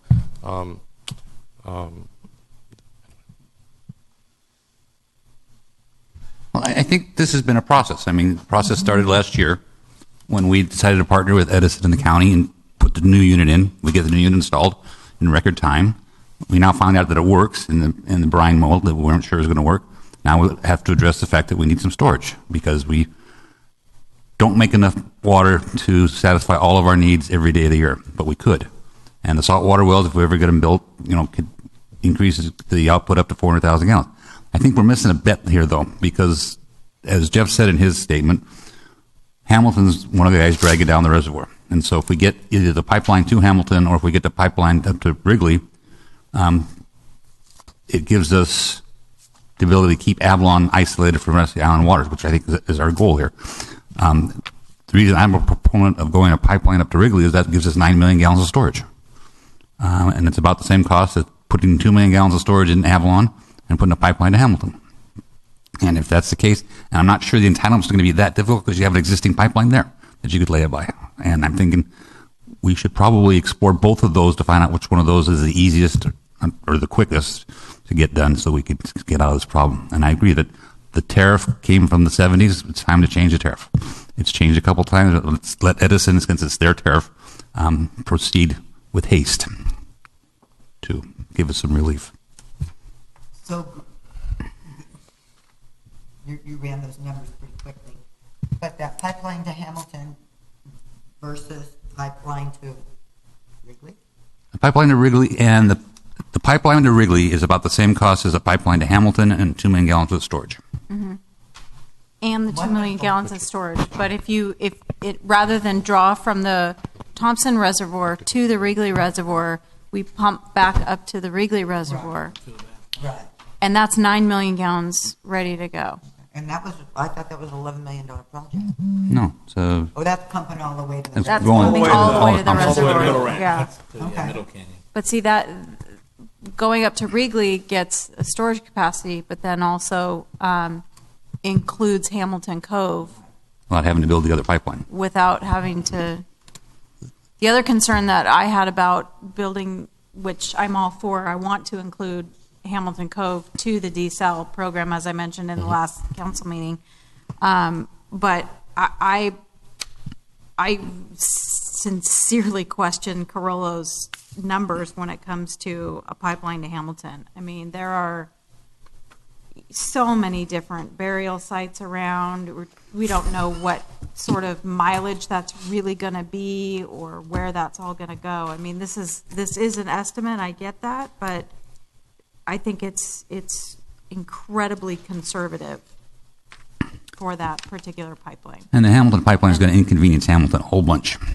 Because the building the Hamilton pipeline from the casino to Hamilton, it's going to go down the middle of the road, and it's going to take some amount of time. And are we going to be back to providing shoreboat service from Hamilton to Avalon, which is what happened a long time ago? And another question I wanted to ask is, I guess, exactly how many gallons do you think water storage that we need in order to solve the situation that we're in? I would like to personally see 2 million, at least 2 million gallons, because I think that gives you 10 days. 10 days of nothing else working. And that would mean you got 2 desalination units. Both would have to fail. And Wrigley Reservoir is 9 million, and that gives us right. Yes. I mean, obviously, ideally, you'd love to have 20 million. But in terms of looking at, again, cost and what you can get done quickly, the quickest method of storage is bolted steel tanks. You can get that done within a year. But then there's also the land procurement in order to do that. I mean, you might be able to build the storage within a year, but and I guess if the Wrigley Reservoir is already in place, I don't even know what the feasibility is to really do that, to pump back up to there versus creating new storage. But the new storage doesn't necessarily include Hamilton Cove, which is part of the city. Correct. The other thing is with Hamilton Cove, if you built a pipeline directly to Hamilton Cove, then the issue is, what is the use of Hamilton Cove of water? Because now you're not taking off of the Middle Ranch, you're taking off of the desal, and is there enough capacity in the desal operating at that speed? And so I don't know, I don't have the figures of what Wrigley actually uses. I mean, I'm sorry, what Hamilton actually uses. But again, the more use of the desal, that further goes into the fact that you really need wells. Because wells is, it's regardless, you have to do wells because you just can't have the units there that are not capable of producing what they're designed for and permitted for. What SCE would like you to do is wait until December till they do a study for a consultant that they hired a month ago to evaluate this situation that you've been working on for months. And I'm not being critical. I'm just, well, I guess I am, but except I'm just commenting. And they're saying their solution, when you look at the CBS news program, the tape is, let's pray for rain. I think we all should pray for a lot of things, as I do every night. But sometimes the Lord wants us to help ourselves, and I'm not trying to be cute on it. I'm just saying that is not a solution today. There's been years, it seems to me, that they've had to address this issue, and they've failed to do that. They've failed because of the situation that we were in today. Now, I've been told that someone has said in some meetings that I'm angry. I'm not angry. I'm probably disappointed. I'm a little shocked that today we're in a situation that never had to exist, that shouldn't have existed because of actions taken in the 80s when Councilmember Olson was even on the council putting desal into service. So what we would like is some immediate action to move us forward so that we can move forward. And it doesn't mean that we're going to be out of alignment in the end, but we want to be able, as your staff, to move forward with some direction and keep you posted, so that everyone knows that waiting again is really not a good option. We've already waited a long time, and we think we have more information than they do on this matter. You engaged an engineer months ago to look at this issue. I think they should have done the same thing months ago, or years ago. Years ago. And I don't have any bad or personal feelings about Edison. It's just that I think we're looking for some near-term solution to move us forward, which gets us into the next.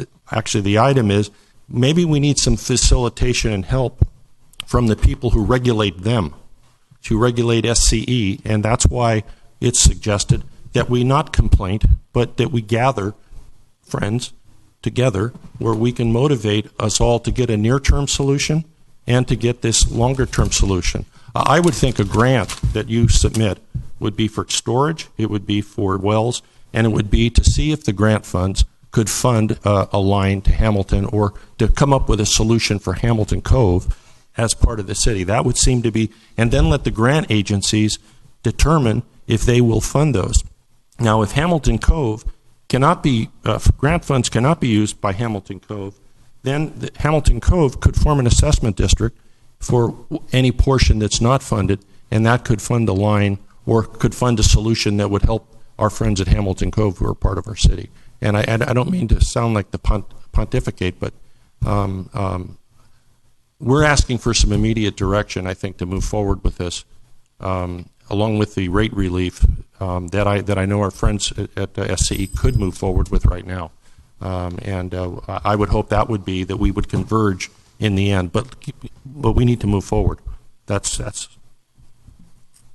So I have a question. On the revision of the tariff, is that something that Edison does or we do? Well, okay. So Edison can do it themselves. The only way that we could do it is, is to file a complaint and have and do that. So we would first obviously want to work with Edison. We'd want to talk with the PUC before you actually file a formal complaint, because once you do that, your ability to communicate and work with, you're more in an adversarial process. And our office has already been talking to the PUC about setting up meetings so we can discuss this, so that we're already starting to work on that. So I wasn't waiting for you to give us direction today, just kind of preliminary feelers. And then my second question is, when Mr. Lawrence, and he's going to come up here and talk for us in a minute, if we can't really dictate run more desal. No, we can't. But we can again work with the regulators and the elected officials, other elected officials, and work with Edison and bringing to them the importance of using the funds that are already out there, that have been spent, that have been, paid for a brand new General Electric desal unit. What's the feasibility of mixing desalination water with Middle Ranch water in the 9 million gallon tank, Wrigley Reservoir? Excuse me, I didn't. I know, because you were talking to somebody else. I said, what is the feasibility of mixing desalination water with Middle Ranch water at the 9 million gallon tank up on top of the hill? Okay, so the Middle Ranch water and the desal water, you're going to have to go through special regulatory procedures for that, because you're mixing rainwater and natural occurring water with desal water, and so the state is going to have to provide the state with reports that you're not degrading the quality of water that naturally falls there. We should be able to do that, but it is an additional regulatory requirement. It's feasible.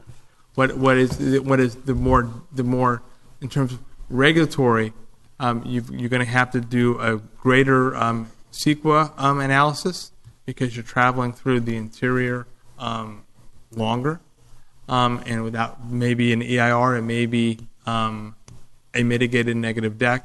You're also going to have to secure the ground rights to dig through there, whether it's through the Island Company or through the Conservancy. Why is it more beneficial to build a 1 million gallon tank when we already have a 9 million gallon holding area up on top of the hill? All we have to do is run a water line up there. Hamilton Cove's covered. Again, And the city's covered. Part of the reason is in looking at what you're going to get from the state in terms of grant funds, okay?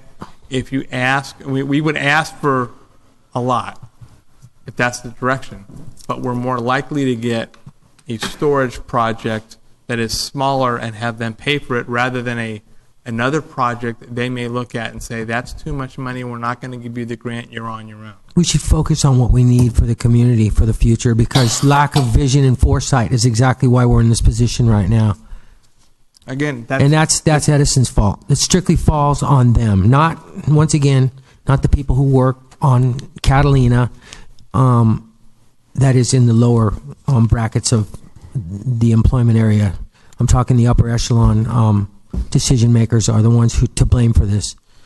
Okay, Again, and the city council, our predecessors as well. But that's not something that I'm going to assume. But I will assume responsibility for what the problem is now, and go ahead with making the correct decisions, not based on what we can get. But we need to be a little sharper thinkers than we've been in the past, and we need a water solution for the future of Avalon, not just for the next 10 years. I understand, and that's why we presented all the options, and again, it's just a matter of what do you want to put your priority on, and what do you want to grab for, and we'll work on it. But your direction was, what are the costs of doing these various? I like Oli's idea up to a certain point. I mean, I like utilizing the 9 million gallon tank. That way we don't have to commandeer any land here in town, because I'm sure that would be some big legal battle as well. I'm sure the Conservancy would help us out with that. That is building that extra pipeline up to the top that would satisfy Hamilton Cove's problems right now, because they're drinking the bottom of the barrel right now. Their water is terrible out there, and they're the ones that built the original desalination plant. So I'm glad you guys did this work. It gave us some good options to choose from. Jeff Lawrence. Thank you. I'd like to briefly respond to some comments that were made, and then I'd like to address some of the concerns with the motions that are before you and what you're considering tonight. I'd argue that this is not necessarily a man-made drought. We are in what most people, experts, are saying is California's worst drought historically. To have the foresight to predict a historic drought or a 1 in 100 year drought, I'd argue what experts have that ability. And if I had approached the commission 10 years ago for a water rate case to build a bulletproof system for a 1 in 100 year drought, ratepayer advocacy groups would be arguing that this is not prudent expenditure of ratepayer dollars. In addition to the capital cost, O&M costs for desalination are 4 to 5 times more expensive than groundwater. So we have now reached the 5th year of the drought. We have worked aggressively to have a desalination plant installed to respond to this drought, and are continuing to work on other mitigation measures in response to this drought. In terms of the projects that are being proposed now, I think the city and us are pretty much in agreement that we need additional seawater production wells, and we need some form of storage. And it sounds like we're pretty close to a consensus on bringing Hamilton Cove into the desal distribution system as well. I haven't seen the Corolla report yet. I've obviously seen the summary. I haven't seen the calculations and how they derived at a 1 million gallon or 2 million gallon tank. We'd be very interested in seeing those calculations. That's the effort that we're going through now with our desalination improvement project study. The desalination expert we're working with, we've been in contact with since spring of this year. After the conclusion of the El Nino winter that didn't come to fruition, we started immediately working with the desalination expert, and our timeline was to be prepared for Prop 1 grant funds. And our desalination expert's report will be ready for that application window. We also worked with other engineering firms for the drought contingency study that resulted in the desalination plant. So what we had asked in one of the meetings with the city staff was, let's have Corolla and your engineers work with our desalination expert who has very good credentials and has actually worked on Catalina previously and is familiar with our desalination system. And let's share information. And starting on some of these efforts now is not going to accelerate the grant funding process. We will be ready in time to submit applications for the grant funding process. So I'm not sure what you gain by starting on these projects now. In some cases, if you have plans ready to go and you've started on-site construction, you jeopardize your ability to get a grant fund. The grant funds are to spark new projects. And so if they're projects that you've already, for instance, the desal plant number 1, we took the risk of undertaking that project knowing we may not get grant funds because the project's been completed. So in this case, we want to ensure that we don't jeopardize our ability to get grant funds. In terms of the tariff revision, the tariff has already been revised to allow flexibility in the rationing level. Is the trigger still Middle Ranch Reservoir? Yes, it is. But can the percentage of rationing be changed with the current tariff structure? Yes, it can. The rationing level now at 40%. The numbers that are being thrown around are demand numbers compared to desal production numbers at 100% capacity, 365 days a year. We can't take that approach. We run the risk of pumping water from Wrigley, which conversely means we're pumping water from Middle Ranch to backfill water at Wrigley if we do have an interruption in our desal plants in our seawater wells. So you could argue that we're taking a conservative approach with our rationing plan. I would agree it is a conservative approach, but it is to absolutely minimize the water that we are pumping down the hill from our groundwater resources. So to that extent, we want to minimize the drawdown of the reservoir should we have an interruption in our seawater wells, which are aging. If we have an interruption in plant number 1, which is aging, or we have an issue with plant number 2 that's been online for 6 months now and is a new plant. The rationing level was established at a level that the island was already reducing their water at in aggregate. So we didn't exceed that amount of rationing. We know that some customers are below that amount, and it will be a burden to some of those customers, but we did not exceed the levels that we're already experiencing in stage 2. So we're happy to partner with the city. We want to continue that collaborative effort. We're very excited about the results of the income survey and want to explore those opportunities. And we just encourage everyone to wait until we get the results of our study so that we can hopefully be on the same page on what the scope of work should be for a Prop 1 grant funding application. I'll just say one thing about the timing. It may be that the grant funds are not available, you have to apply for them, and you get them. But the reason we want to have an agreement with Edison as quickly as possible on specific projects is to go through the soft cost. In other words, the engineering, get it approved, get all your entitlements, so that once the grant funds comes in, and again, if you apply for grant funds and you're already in the process, the possibility of getting the grant funds goes up. And once you get the grant funds, if then you start the soft cost part in terms of the consulting and stuff like that, then you're just a year or 2 away. So again, one of the reasons why we want to reach an agreement as soon as possible is because we can start work on the entitlements and start working with the regulators and making certain that they're on board with us so that when those grant funds come available, we can build it as quickly as possible. Mayor, if I could just comment, we've, of course, already agreed that we'd share whatever information, as we have in the past on the July 29th Corolla report, and that we would share, I think it's probably now, it's in the public arena now, that I just received today, and you received today, on the cost that the city attorney referenced. And in our telephone conversation, the comment was made that they had been in contact. I'm not blaming. I'm just trying to clarify that they had been in discussions with Mr. Franzel, Val Franzel, who is respected, since spring. And I asked, when did you enter into the agreement?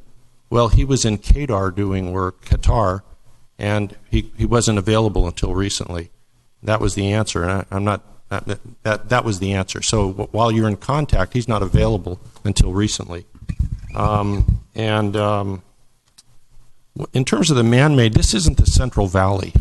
We have a whole ocean of water that's available, except unless you're a coastal community, that are trying to permit desal anyway.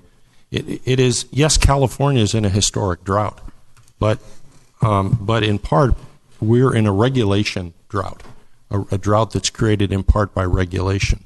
And what I understand from Mr. Lawrence, who's a gentleman, a very fine gentleman, he presents very well, and we've heard from corporate, that they have the ability to change the rules internally as conditions change. Then what we would ask them to do is to change the rules. Then change the rules and say, yes, we will, or no, we won't. If they have flexibility, should there be a problem, they could always reimpose.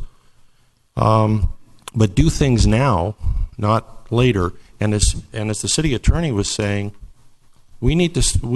If this had been done a year ago,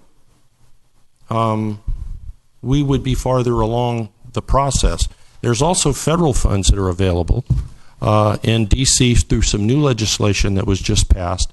I've been talking to someone who's a lobbyist, if you will, about who actually brought to our attention that information. And so, to the extent that we can move ourselves collectively forward, with the help maybe of even a lobbyist, that maybe it brings other funds to the table. But we have to have a plan for what we're going to do. And of course, I've argued with respect that the first thing to do is take care of Avalon, and then we can draw what resources we can for the rest of the island. But this is where the businesses are. This is where the people are. This is where the 1 million people come in a year. This is where the ship starts. And a solution is not as complicated as it is on the other part of the island. And by building the Hamilton Cove line, we take away the draw from the Middle Ranch Reservoir. I got to ask this question. You keep saying our friends at Edison, our friends, we're all friends, we're all getting along, we're all talking, we're all having a great time. But then what you're asking is for us to send letters to the PUC asking them, demanding that they tell Edison to work with the city. So I just want to say, can we just cut through all of this and can we just lay it out on the table? What is the issue? Where is the disconnect that you feel that we have with Edison, that instead of working together, we're going to go to the PUC and demand that Edison work with us? I don't understand. Well, let me, if I may, let's cut, as you describe it, let's cut to the chase. If they have an issue with something we do or a conversation we have, they'll go to you because you are our bosses. The PUC are their bosses. So, having said that, we're not suggesting filing a complaint, but the PUC can create an opportunity, I think, to collectively work with them and us to find solutions to a problem that continues to drag on into stage 3. And I say friends because it's not personal. Right. This is business. It's not personal with them. It's not personally about anybody. And I don't have animosities from before because I wasn't here. So I think the PUC could play a helpful role because, frankly, to date, there needs some improvement in coming up with solutions, and maybe they could just be a facilitator with us about things that maybe they would let them do that they might want to do. That's all. The PUC is the city council for Edison. If you had the water utility yourself, you would be the city council, but they are their city council. And I've had experience with them. They're very helpful. They're very courteous to the parties. The suggestion is not to file a complaint. It's simply to have their help and with matters that, while they provide the water, it's your city. The 4,000 people, it's your city, and they're charged with the responsibility to provide a sustainable resource of water on an annual basis.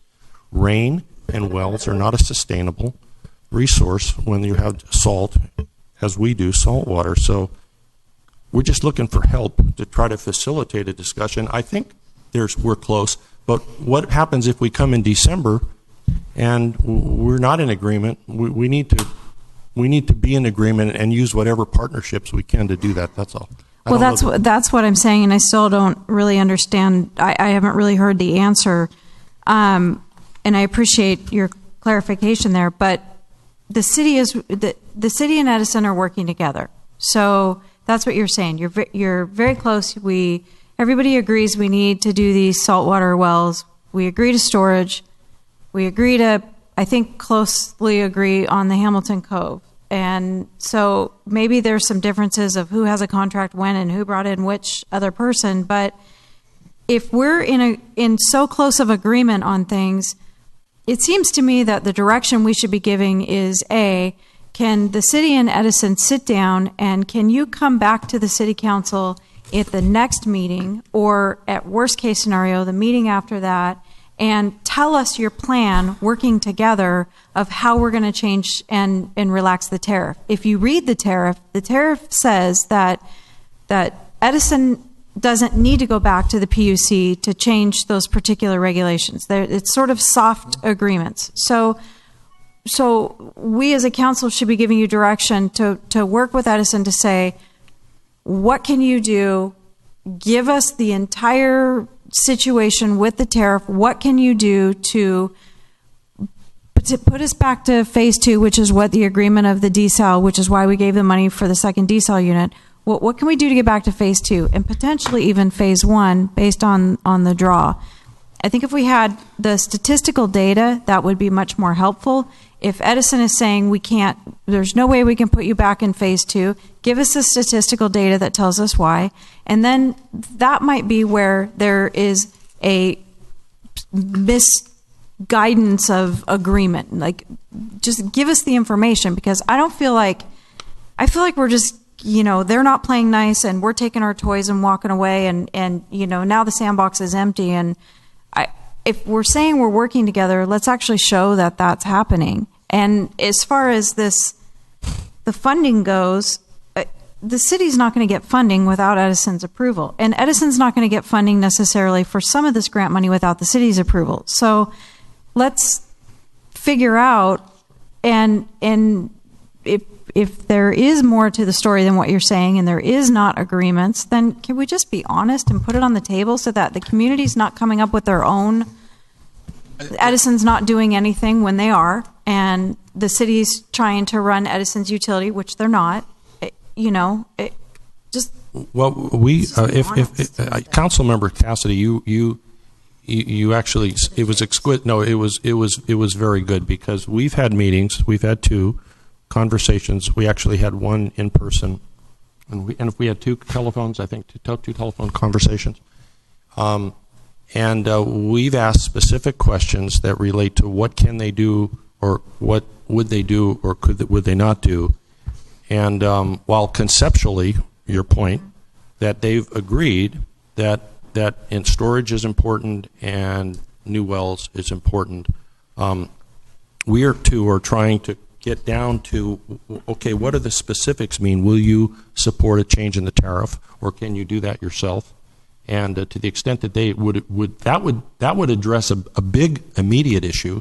If they would say, well, we have variance within the tariff, it would seem that would be an important thing for you to know, right, and for them to do, which would then provide more immediate relief to the community. And then maybe it gives a little breathing room.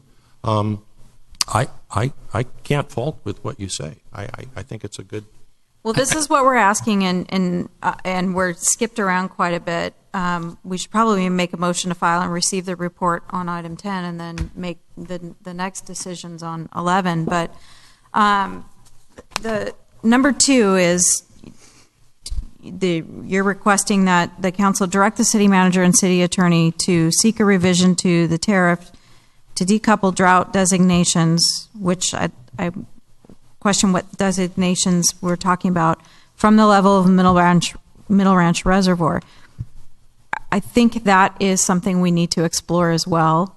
But before we even explore that, we have an opportunity to make an impact right now. And the impact, and that's not on here. Yep. The impact right now is to work with Edison. I mean, there could potentially be a win in the next couple weeks, like 2 to 4 weeks. We could potentially have a win if everybody can work together and figure out if we can relax for the city of Avalon, or for how you guys have how Edison has done the tariff. And if in conjunction with that, it's probably a much bigger process.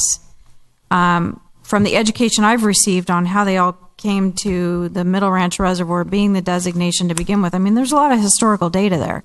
So if that can't be done, or I'm sorry, that should be done simultaneously. But let's work on a quick win right now, which is getting us out of the phase 3. And again, if you look at that was exactly my recommendation, is that the tariff should be revised, and the levels right now are tied to 600 acre feet, 200 acre feet, 100. That needs to go out the window. That's. But I think you go piece by piece. That's what I'm saying. Piece by piece. We can work on that, because that's going to the PUC to get them to approve it. But immediately, right up on your screen, is what they should be doing right now. The tariff allows them to make adjustments based on current situation, and the current situation is each desal plant can produce independently enough water for each day in Avalon. So what do we have to suggest them to do that? Because they're not doing it on their own. That's the problem. Okay, right. So Edison is not necessarily working with us. They're not being forthcoming. That's the reason we have to come forward, and we have come forward with our attorneys and our staff to get Edison to start working with us.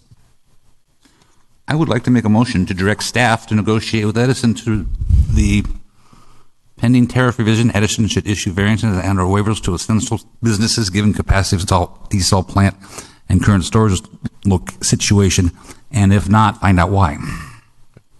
I didn't really get it. Get that. What did you read? I'm going to have staff negotiate with Edison. Okay. To have Edison issue variances and or waivers to essential businesses given the capacity of the desal plant and the current storage situation, and if they won't grant the waivers, why? You're not telling them to revise the tariffs, or just telling we got 3 points right now. We've got revise the tariffs, we've got immediate solutions, and we have some long-range solutions. Long range, I think we don't want to be forcing anything down anybody's throat. We want to work together on that. The tariff things take a little bit more to get done, but I think we can get that done too. But I think we can get the relief now because how much water we're making. And I know Edison is very conservative. Jeff's got belt and suspenders on, but we've got to ask him just to be a little less conservative and just be a little more realistic and realize what they're doing. I mean, there's a lot of stuff that's leaving the island, going to the mainland, laundry and stuff like that. Why? If we can make enough water this time of year. I think they would want to sell water, personally. But and that would provide that immediate, as you suggested, that would provide the immediate, which takes a little bit of pressure off so that those other solutions could be worked on. Yeah. If that's something they can do, and if they would commit to that. We need a commitment right now, though. I don't think Mr. Lawrence isn't in a position. Okay, then let's wait another 2 weeks, month. I mean, December next year. No. This is what we're getting the whole time. We're going to ask Mr. Jenkins to negotiate quickly as soon as he can set up a phone call with him. So this isn't long range. This is short range. Yeah. Well, that's what we've been saying the whole time. Okay, and we get updates. That's what we get, updates. Mr. Lawrence, I mean, truly, with that question out there, what would be a response time in your mind from Edison? Or to just do the issue variances and waivers for those who want them, and whatever. I mean, probably. Yeah, it comes down to obviously people above my pay grade to agree that that's the prudent decision for the community to lighten the level of rationing with confidence that we won't have to send water down the hill to Avalon by doing so. And so there's things that we're working on to eventually lighten the rationing level. And so with the, we're happy to sit down at the table with our team like we have the last 6 weeks now and discuss what it would take for us to lighten the level of rationing. It's already something that's on our radar, and we're happy to continue working on that with the city. This is not lightening the rationing level. This is issuing waivers. Yeah, I would ask specific businesses. I would ask why you'd have a preference of variances over possibly lightening the level of rationing for Avalon and the desal system. I think the lightning takes a little bit longer than the waivers. No, that's written in their. It's written in their tariff that they have the ability to make that decision. But I think it's a bigger decision to make than it is to issue a hotel a waiver to do their own laundry. I don't know. I'm easy. Or either of those. Either or. Okay. Make it either or. Why don't you second it? But what what is reasonable amount of time? I'm asking for something at the next council meeting, We'll some make the sort of call tomorrow. discussion. We'll make the call tomorrow. What I asked for was, the city wants to see the levels of production that we know what the capacity is. Right. We know what they were able to do back in July when they produced materials to us that said that operating in brine mode, we got the 325 gallons per day. So we know that the plants can produce that much water. Right. And so, again, how much have you actually been producing? How much has been actually used? And you take those two figures and you have some storage, and then you can come to some kind of reasonable amount of water that on a daily basis is going to be used, and you come up with allocations or waivers based upon that. Again, if they're shutting the plant down or not operating it at full capacity because they're out of storage, then let people use water so we don't have to ship the laundry over town.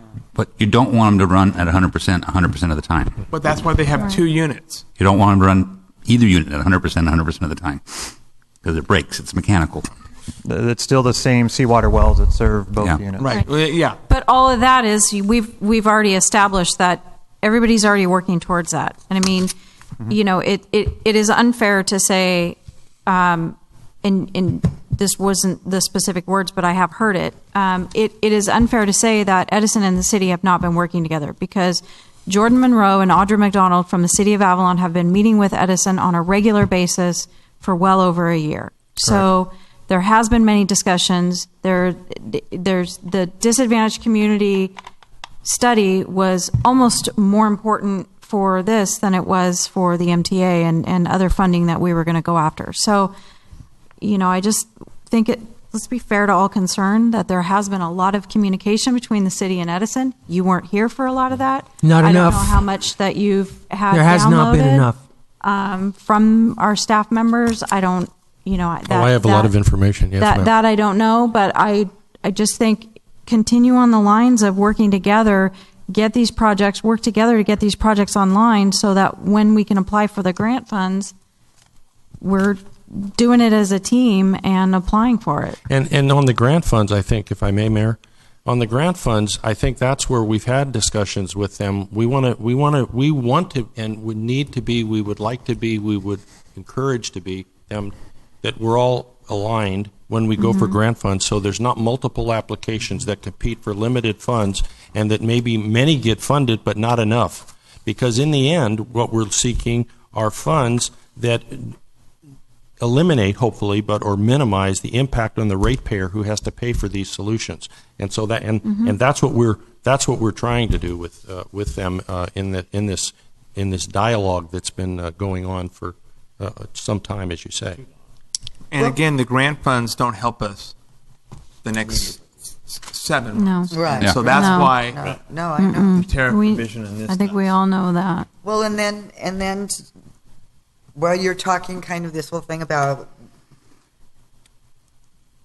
getting some kind of an agreement together. So when when it hits in January or whatever comes out, some of that stuff should already be worked out. It's in, in it. So with the priority, if they're going to end up owning whatever is purchased through a grant, I don't think we're going to be. None of it's going to be ours, right? It's not going to be our pipeline. It's not going to be our storage unit. So not going to be our water, our well. But that all be outlined so that it's just kind of a natural thing. So it makes it easier instead of, we still got to work on that agreement because we got to attach that to the grant application. That should be happening now. And Mayor, along your line, it certainly helps us as we communicate with our legislators, and as you've suggested with the governor's office, in regard to helping this along the way. The sooner we know what we're doing together or cooperating together, the better it's going to be in terms of influencing that process. And we've even talked about that in terms of with our larger stakeholders as well. Mhm. If there's a plan that we're all kind of agreeing on, I mean, to have big stakeholders like the Conservancy and the Island Company and the Chamber of Commerce, saying, yeah, this is all of our goal, Mhm. then you've got the whole community Yes. behind Right. it, and there we go. Now we're kicking butt. Okay, I got a motion out there. If somebody would second it. Okay, this is the first motion, right? It's the only motion so far. I know, okay. But is that on item number 11 or 10 or? Edison should issue it variances. The city manager should sit down and talk with Edison to issue variances or waivers for businesses and or slack the rationing plan. ASAP. Is that 11? Revise the rationing plan as soon as possible with a report back at the next meeting. We'll have a question before that's seconded. You have a question? That would be anybody, not just businesses that are, everybody that's been doing their laundry. I mean, yes, I'd like them to, but what other kinds of, it's up to them to decide who gets They're that. they're the waiver issuers. Okay. But businesses is who we're really wanting to relieve as much as we can. I mean, because you say business, I believe so. the laundry people and all of that. Yeah. Yeah. Okay. I'll second it. Moving to second and further discussion. Call for the vote. All ayes. And then, Mayor, I think it would be appropriate to make a motion to receive and file the city attorney's report on water supply options, which was item number 10. Yes. Second. You have to say comments? Vote.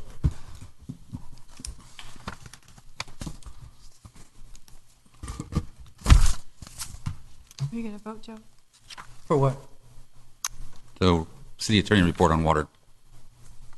For To receive and refile. For me to receive it? Or All of us it. to receive Just for the it? council to receive and say we got it. All ayes.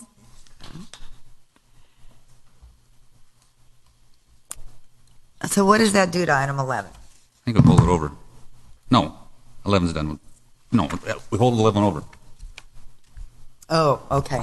Yeah, it was your motion is in effect a product of that discussion, I think, that happened in 11, so that, and we could always bring it back if we need to.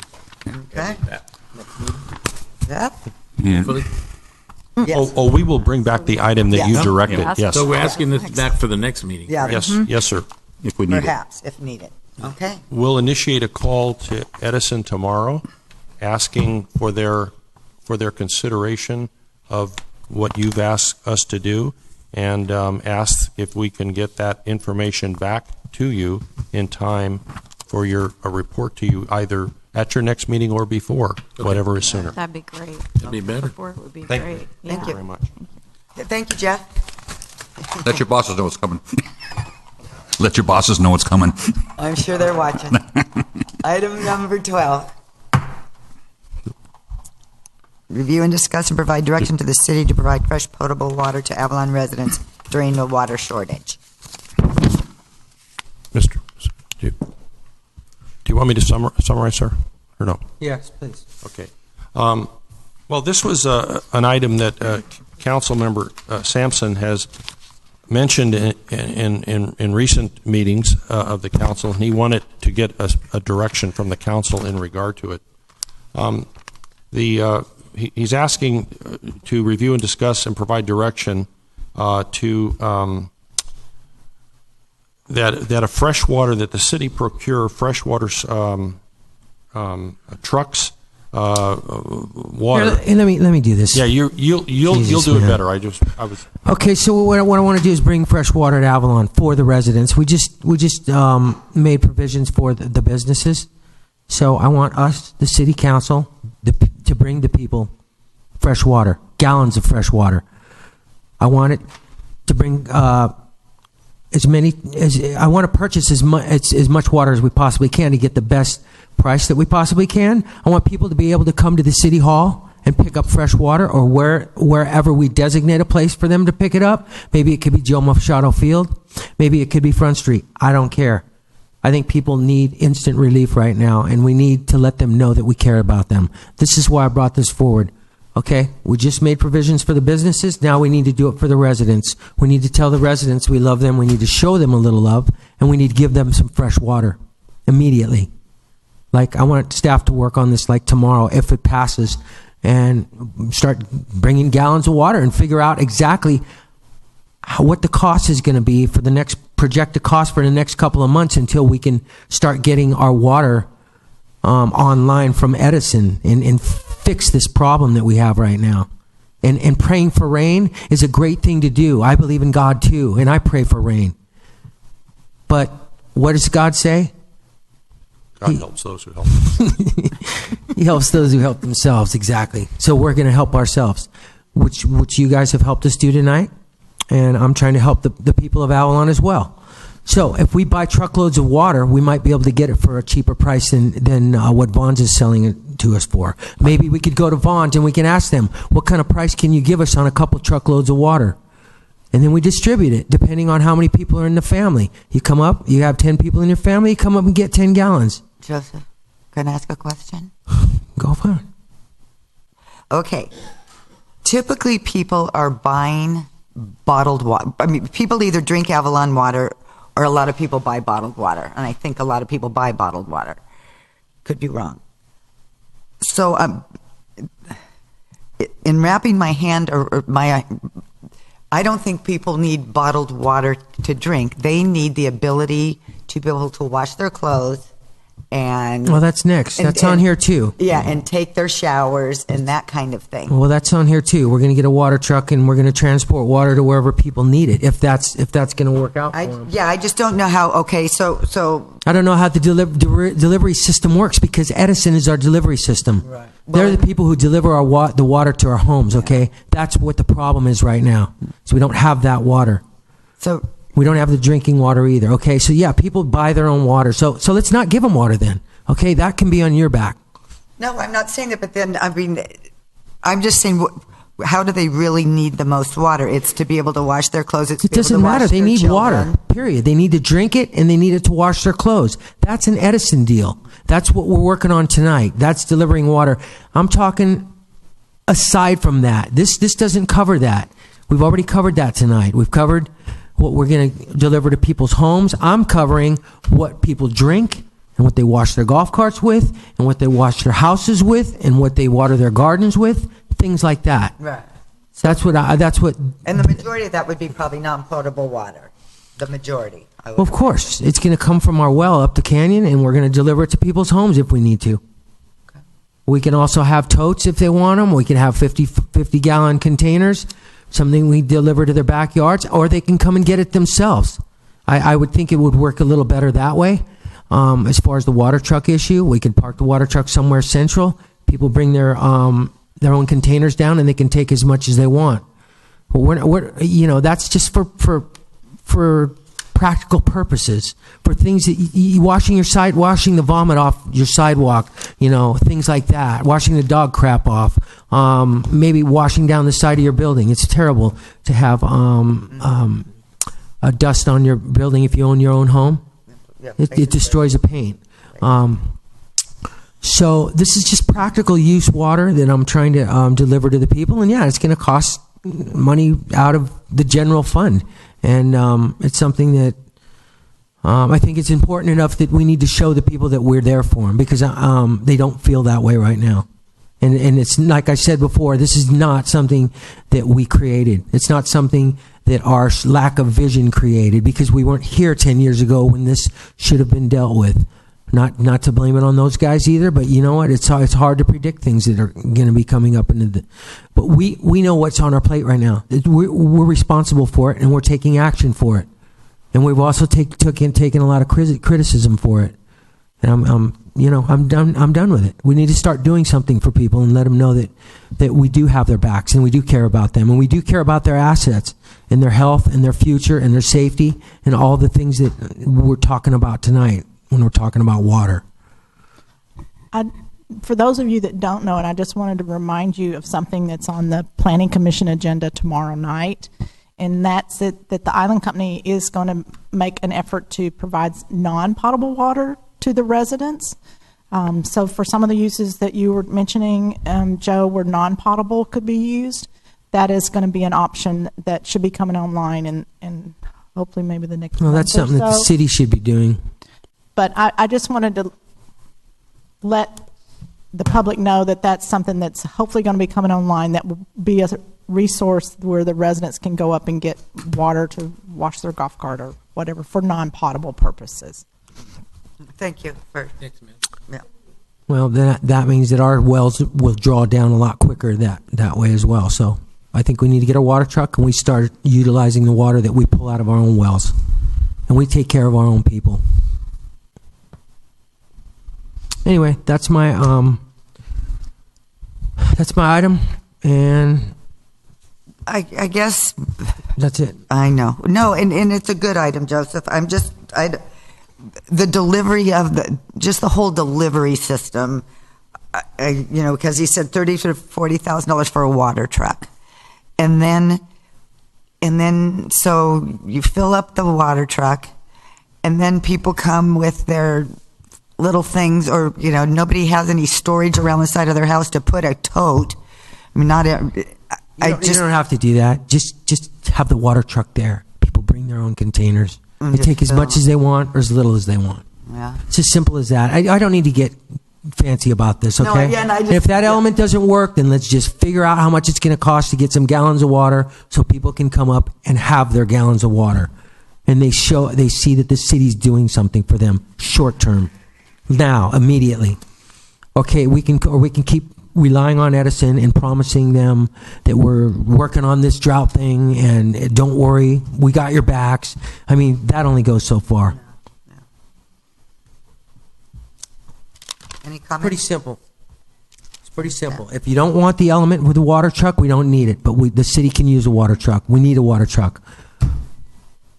The fire department could probably partake in that as well for emergency services as well when we need extra water for fire. But hey, if that element doesn't work, then let's just figure out how much it's going to cost to get a couple truckloads of water. Whatever delivery schedule would work best for the community, whether it be Edison, whether it be Vaughn's taking care of it or us taking care of it directly through our staff, having it delivered to the island. Figure out where we're going to stage the delivery area, and people can come and get it. Our fire trucks don't hold any water? Yeah, they do. How many gallons do they hold? 800 gallons. That's not salt water. Right, Mike? Hey. Salt water. No, you fire can't truck. put non-potable water in those? Sure you could. I apologize. What's the exact question? How many gallons of water can you put in a fire truck? It depends on the fire truck. Our first out engine holds 800 gallons of water. Our ladder truck, which is technically known as a quint, holds as little as 200 gallons of water. Is there always water in them? There is. There's always water in them. Something else to consider here is that if a water tanker tender is 1,000 gallons or more, or is a combined weight of 26,000 pounds or more, it requires a special license. So if there's a decision to made to purchase a water truck, my suggestion would be purchase one that's 1,000 gallons or less and weighs less than 26,000 pounds, so that you don't have to have people with special licenses to drive those vehicles or move that water around. So we could use your fire truck. No, you don't want to take water from fire trucks. We're not suggesting moving water in fire trucks, correct? We're not moving the water. They'll come to you. You don't want to take it out. Never mind. I tried. Yes, Mayor. I know that I like the idea of providing the non-potable water because there's landscaping, there's cleaning, stuff like that. I'm not sure I want to be providing bottled water, but I'm not done with that one yet. But the city has a water truck, a little water trailer. That says non-potable on the side. 500 gallon. How big, 500 gallon one? Why don't we fill it up with the non-potable and see if people come up and get it? And park it down at Wrigley or something. I've never seen it. Yeah, it's that gray one, that little gray water. Yeah, the little gray water truck. But we could fill it. Power water. It says non-potable on the side. Let's see if It's a water truck or a trailer? It's a tanker. What? Water What? tank. It's a water tank on the back of the It's trailer. so it's trailer. It's not a truck. Yeah, then. it's trailer. Correct. Sure, that's fine. We could at least we could get a feel for Yeah, find out what the who's demand coming is. out. I think that would be a start, and then with the thing with the island companies thing coming up at the meeting, and see how that goes too. As we get both of them going, maybe that'll work out. But we have that 500 gallons of water, and we have our own well up there at the ball field. So Yeah, what do we that would bring be it a down? start, How maybe. do we man that sucker? Well, we got for public have works to manpower. figure But out. they- Right? they- Cindy, you grab the hose one day and I'll grab it the next. No, the city guys take it down to the stage area, Oh, fill it up once in the downtown, morning, yeah. and have them go fill it up. I mean, That- I don't know. And we can try it and see what Start. I happens. mean, Yeah. we had to start somewhere. See what the demand is. Yeah. So we we want would just be sure that we signed it properly, made Yeah. sure there was signs, Yeah. that people know it's non-potable. Just water. start something. Well, why don't we do we have a pressure washer? Yes. Why don't we take our 500 gallons in a pressure washer and let people come up and we wash their cars and their carts because they're filthy. No. It's, You don't want let's to do not that too? No, but you were talking about people being able to wash They their can car. wash their own cars. They can do whatever Okay. they want with their own water. Oh, we don't okay. need to start patronizing people and washing their cars for them. Well, I'd love to have my car washed. Something to consider when you talk about washing vehicles and pressure washing vehicles. It has to be contained in a clarifier. Okay? Thank you. Can I ask a question, please? Yes. Dennis Jitch, could you come up to the... And he might not know the answer, but is this the same well up at Joe Machado Field that we would use to water the grass that we wouldn't have enough of and we had to use the regular fresh water from Edison? So how do we know how much that well produces? Good question. Do you know how much the well produces at Joe Machado Field, Dennis? We know as we draw out of it that it takes a while to recharge. And are we still providing water? Because I know I just signed off on or cashed the check from CR&R because they're taking, with our permission, water to put in the street sweeper. Yes. And what else are we using that water for? We're using it for some non-potable uses, washing some sidewalks, watering where we can with the at like the cemetery and some of our planters, trying to keep some of the things alive. But we just don't have that much water. So it just takes time to recharge. Yes. Do you know if that wouldn't that, I don't even know who to ask this question of, Jeff, I'm shooting at your direction.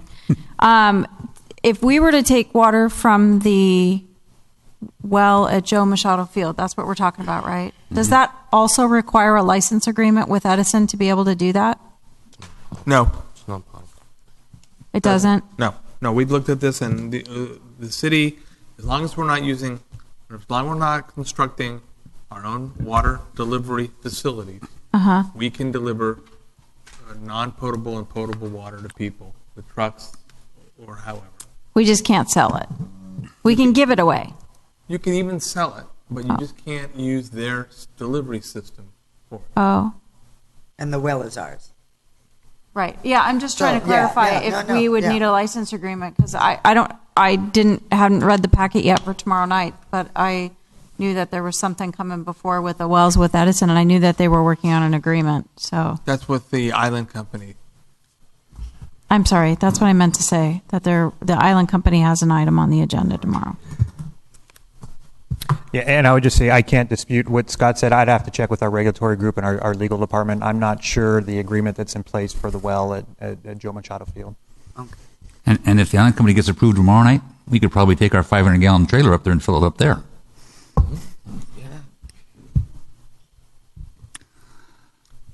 So was that a motion, or we're just going to, what are we doing? I think we should try it. Okay, that's a start. Yeah. And see how that goes in the next couple of weeks. And So could I be sure on the clarification, just on the direction, so that we get it right? Maybe I'm getting a little foggy. Could I? We're gonna fill our 500-gallon tank. Okay. From either Joe Machado or the island company if they get approved, and take it down to Wrigley, and properly sign it, and let the citizens come down and take as much non-potable water as they need. Got it. Thank you. Okay, what about the drinking water element? We're not going to do that? okay, so is legally the only way to provide drinking water is to buy the plastic, because we're not in the potable water business. The only way we could provide potable water to the residents of Avalon is buying it, right? Well, I mean, unless Edison gave it to us, yes. Right, and then they're not going to give it to us.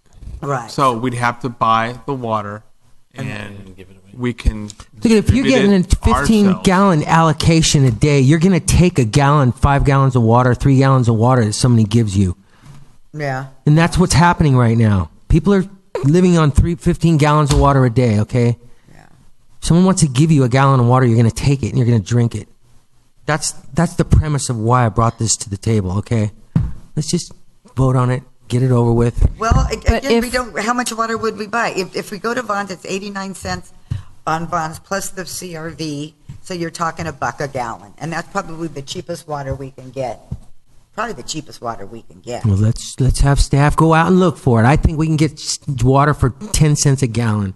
We'd sell it, and when we could give it away. I mean, come on. You buy a couple truckloads of water, the price goes way down. Does it continue to? I guess the question is, does it continue to be potable if we? And then we have to ask Avalon Freight Service if what they're going to charge us to ship a truckload of water over here. Or take some pallets on. Either we can take a flatbed of water over, or we could offload the pallets. I'm sure they would rather just leave it on the truck and bring the truck over and give us a deal on that. If they don't want to give us a deal, let's shop around a little bit and find a freight service that will give us a deal. Mr. Sampson, an alternative. Yes, sir. Why don't we help our citizens that are only allocating 15 gallons a day to go through the waiver process to go to a more reasonable level of water? The minimum is 30 gallons a day, and it should be, and anybody less than that should have already applied for a variance. And, I mean, that's 30 gallons a day. And I recognize Nobody that process is complicated. 30 gallons a day? Nobody should be below that. That was the floor. That's what the floor is. Wow. And I know that the waiver concept is complicated in some cases, and I think we possibly identify some city staff that could help people that needed to file a waiver application. And I think that way they get more water than they're getting now. And I think it ends up serving what you want done. So you want people to be able to turn the faucet and drink the water. And so could we have staff look into the availability of people that could understand the waiver process? Application process? That I think that accommodates. But if Edison goes along with the whole thing, then that solves the problem. We're certainly going to see if Edison is going to work with us. Yeah. Okay. I'll go with that. 2 weeks to cool. And if it does 2 weeks, if it doesn't work, I want to bring this back to the table, and I want those gallons of water delivered to the people of Avalon. And we'll find out, because I know that during last year, when some wells ran dry in the Central Valley, there were companies that brought potable water. So we can cost that out right now. Edison took gallons and gallons and gallons of water. Yeah, but they're not offering that to us. They did No, not- no, they but did to that- know what those costs were, they have those costs because they were buying in large quantities. So, Jeff, if you so might there's want to some- look into how cheap you could buy potable water in gallon things, that might be good. Let me just clarify a couple things. The water we were trucking to the west end was island water, so it wasn't. No, water. it wasn't. You were taking gallons of water down there too. They also There were there were pallets of I think 5-gallon bottles and 1 gallon 12-ounce bottles and bottles. Right. I thought you were talking about the trucking of water that we were filling on the tanks, the temporary tanks. I guess the point is, if you all were able to take that water down there on those pallets, if you knew what those costs were and you had some good vendor that you could get a good deal on the water, that would be a good thing for us to know. No, this is for us to do. It's not for Edison to do. Okay. It's for our staff to do. It's for us to research and figure it out. Okay. Okay? Because we're not giving this to Edison to do. No, I just thought they've already done it. They have those costs written somewhere. But Scott, could you also just triple verify that what the liability is for us to take water from the well and provide that? If it's, we've looked at that. If it's properly marked, we're okay. Yeah. So there's no liability. If somebody uses that water to shower or whatever, all we're saying is it's here for you. We're saying the You water do is it. not potable water. It's not, it's untreated water. We can put the appropriate signs, but we did look at that already. Okay. And I think the motion is to direct staff to identify a staff member that can help our citizens fill out the request for a waiver from Edison and to properly notice that, like on Vaughn's TV. I'll second that. Okay. Yeah. Further comment? Okay. Copy the vote. Thank you, Jeff. All ayes. Thanks, Jeff. Amanda, you going to come up and talk? I have just one little tiny thing I want to throw out there. We were talking about the growth ordinance, and we'll be bringing that back probably in the next few weeks because we're required to do that every year. I'd like for you to be pondering how you want to define growth. An empty house or an empty apartment does not send trash to the landfill. An empty house or an empty apartment does not drive its car downtown looking for a parking space. An empty house or an empty car does not go to the grocery store, it does not consume water, it does not consume electricity, it does not consume gas. It is the people inside that house that impacts all of that infrastructure. So if you cram those people into a house that's already got 12 people in it, those people are still impacting your infrastructure. The empty housing unit does not do all of those things. So I think we really need to clarify in our growth ordinance that it's not a housing unit that affects growth. It's the people inside that housing unit. Thank you. Well, then, okay, on that same thing, can you get us some examples? Number one, what are growth ordinances? But do you think that there are other people that have other cities that have other additional type of growth ordinances that we could see? So when we put in ours, I'm sure there are other cities. and it with might be issues nice that- because you've been on the planning commission and you know, but this is new to us, and you might want to find some of these little small cities like ours that are the city of Cudahy. That define growth. Yeah, what constitutes growth? Because or you give us all the options on what to pick. Because if I'm happy to look at other cities. That would be great. But it's just my 2 cents worth that an empty building does not do all those things. Right. Okay. Yeah. But I'm happy to look. Yes. Thank you, Amanda. Okay, I think that's all of the regular business, and now we're going to close session. Now we have a hospital board. Oh my goodness. Go ahead, Ole. Thank you. I'd like to call to order the Avalon Municipal Hospital Board of Trustees meetings Tuesday, October 18th at 10:04 in Avalon. Roll call, please. Trustee Cassidy. Here. Trustee Hernandez. Here. Trustee Marshall. Here. Trustee Sampson. Here. And Chairman Olson. Here. Announcements? Nobody's flocking. Written communications? I have none. Presentations? Oral communication. The Board of Trustees will accept comments from the public at this time. No action will be taken on non-agenda items at this meeting. Speakers should limit their comments to 3 minutes each. Flocking toward the podium. Okay, consent calendar. I can do this consent calendar. Board of Trustees actions. The recommended approval is approve the September 20th, 2016 Hospital Board of Trustees actions. And number 2 is the Chief Executive Officer's Board Report and Chief Financial Officer's Report, and the recommended action is to receive and follow these reports. Discussion? I'll make a motion to approve items 1 and 2 on the consent calendar. Second. Discussion? Call for the question. All ayes. General business, there is none. Mr. Chairman, can I just say one thing? There is. I would like to thank the hospital CEO, Jason Pere, for the opportunity to meet with him and go through the existing hospital facility. It was an experience. It was a lot of amazing people doing a lot of work in a very crowded environment, and I wanted to thank him for that opportunity to take time with him and go through it. Very nice. Thank you. Noted. Chair report, there is none. Members report? None. None. And we are adjourned. Good night, Tony. And now we will be going to closed session. Night, Tony. Yes, we have four. We have 4 closed sessions. We're going to have attorneys on at least one of the calls. One is the Falls River Canyon matter. The other is the Island Charter versus Avalon. We have Amanda Cook versus the city, and then we have labor negotiations with the management exempt and other unrepresented employees. Okay, thank you.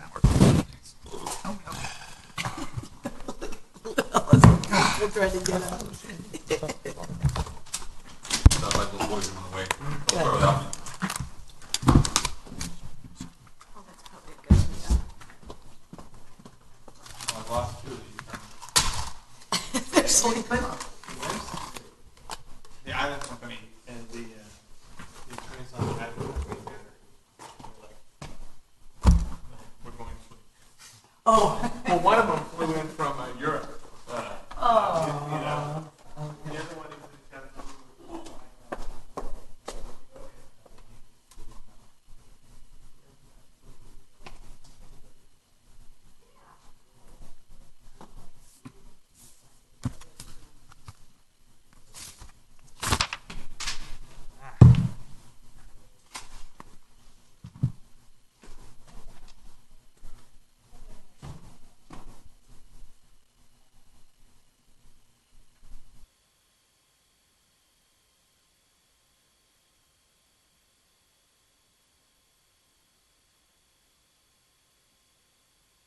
Bob Mischer's wife?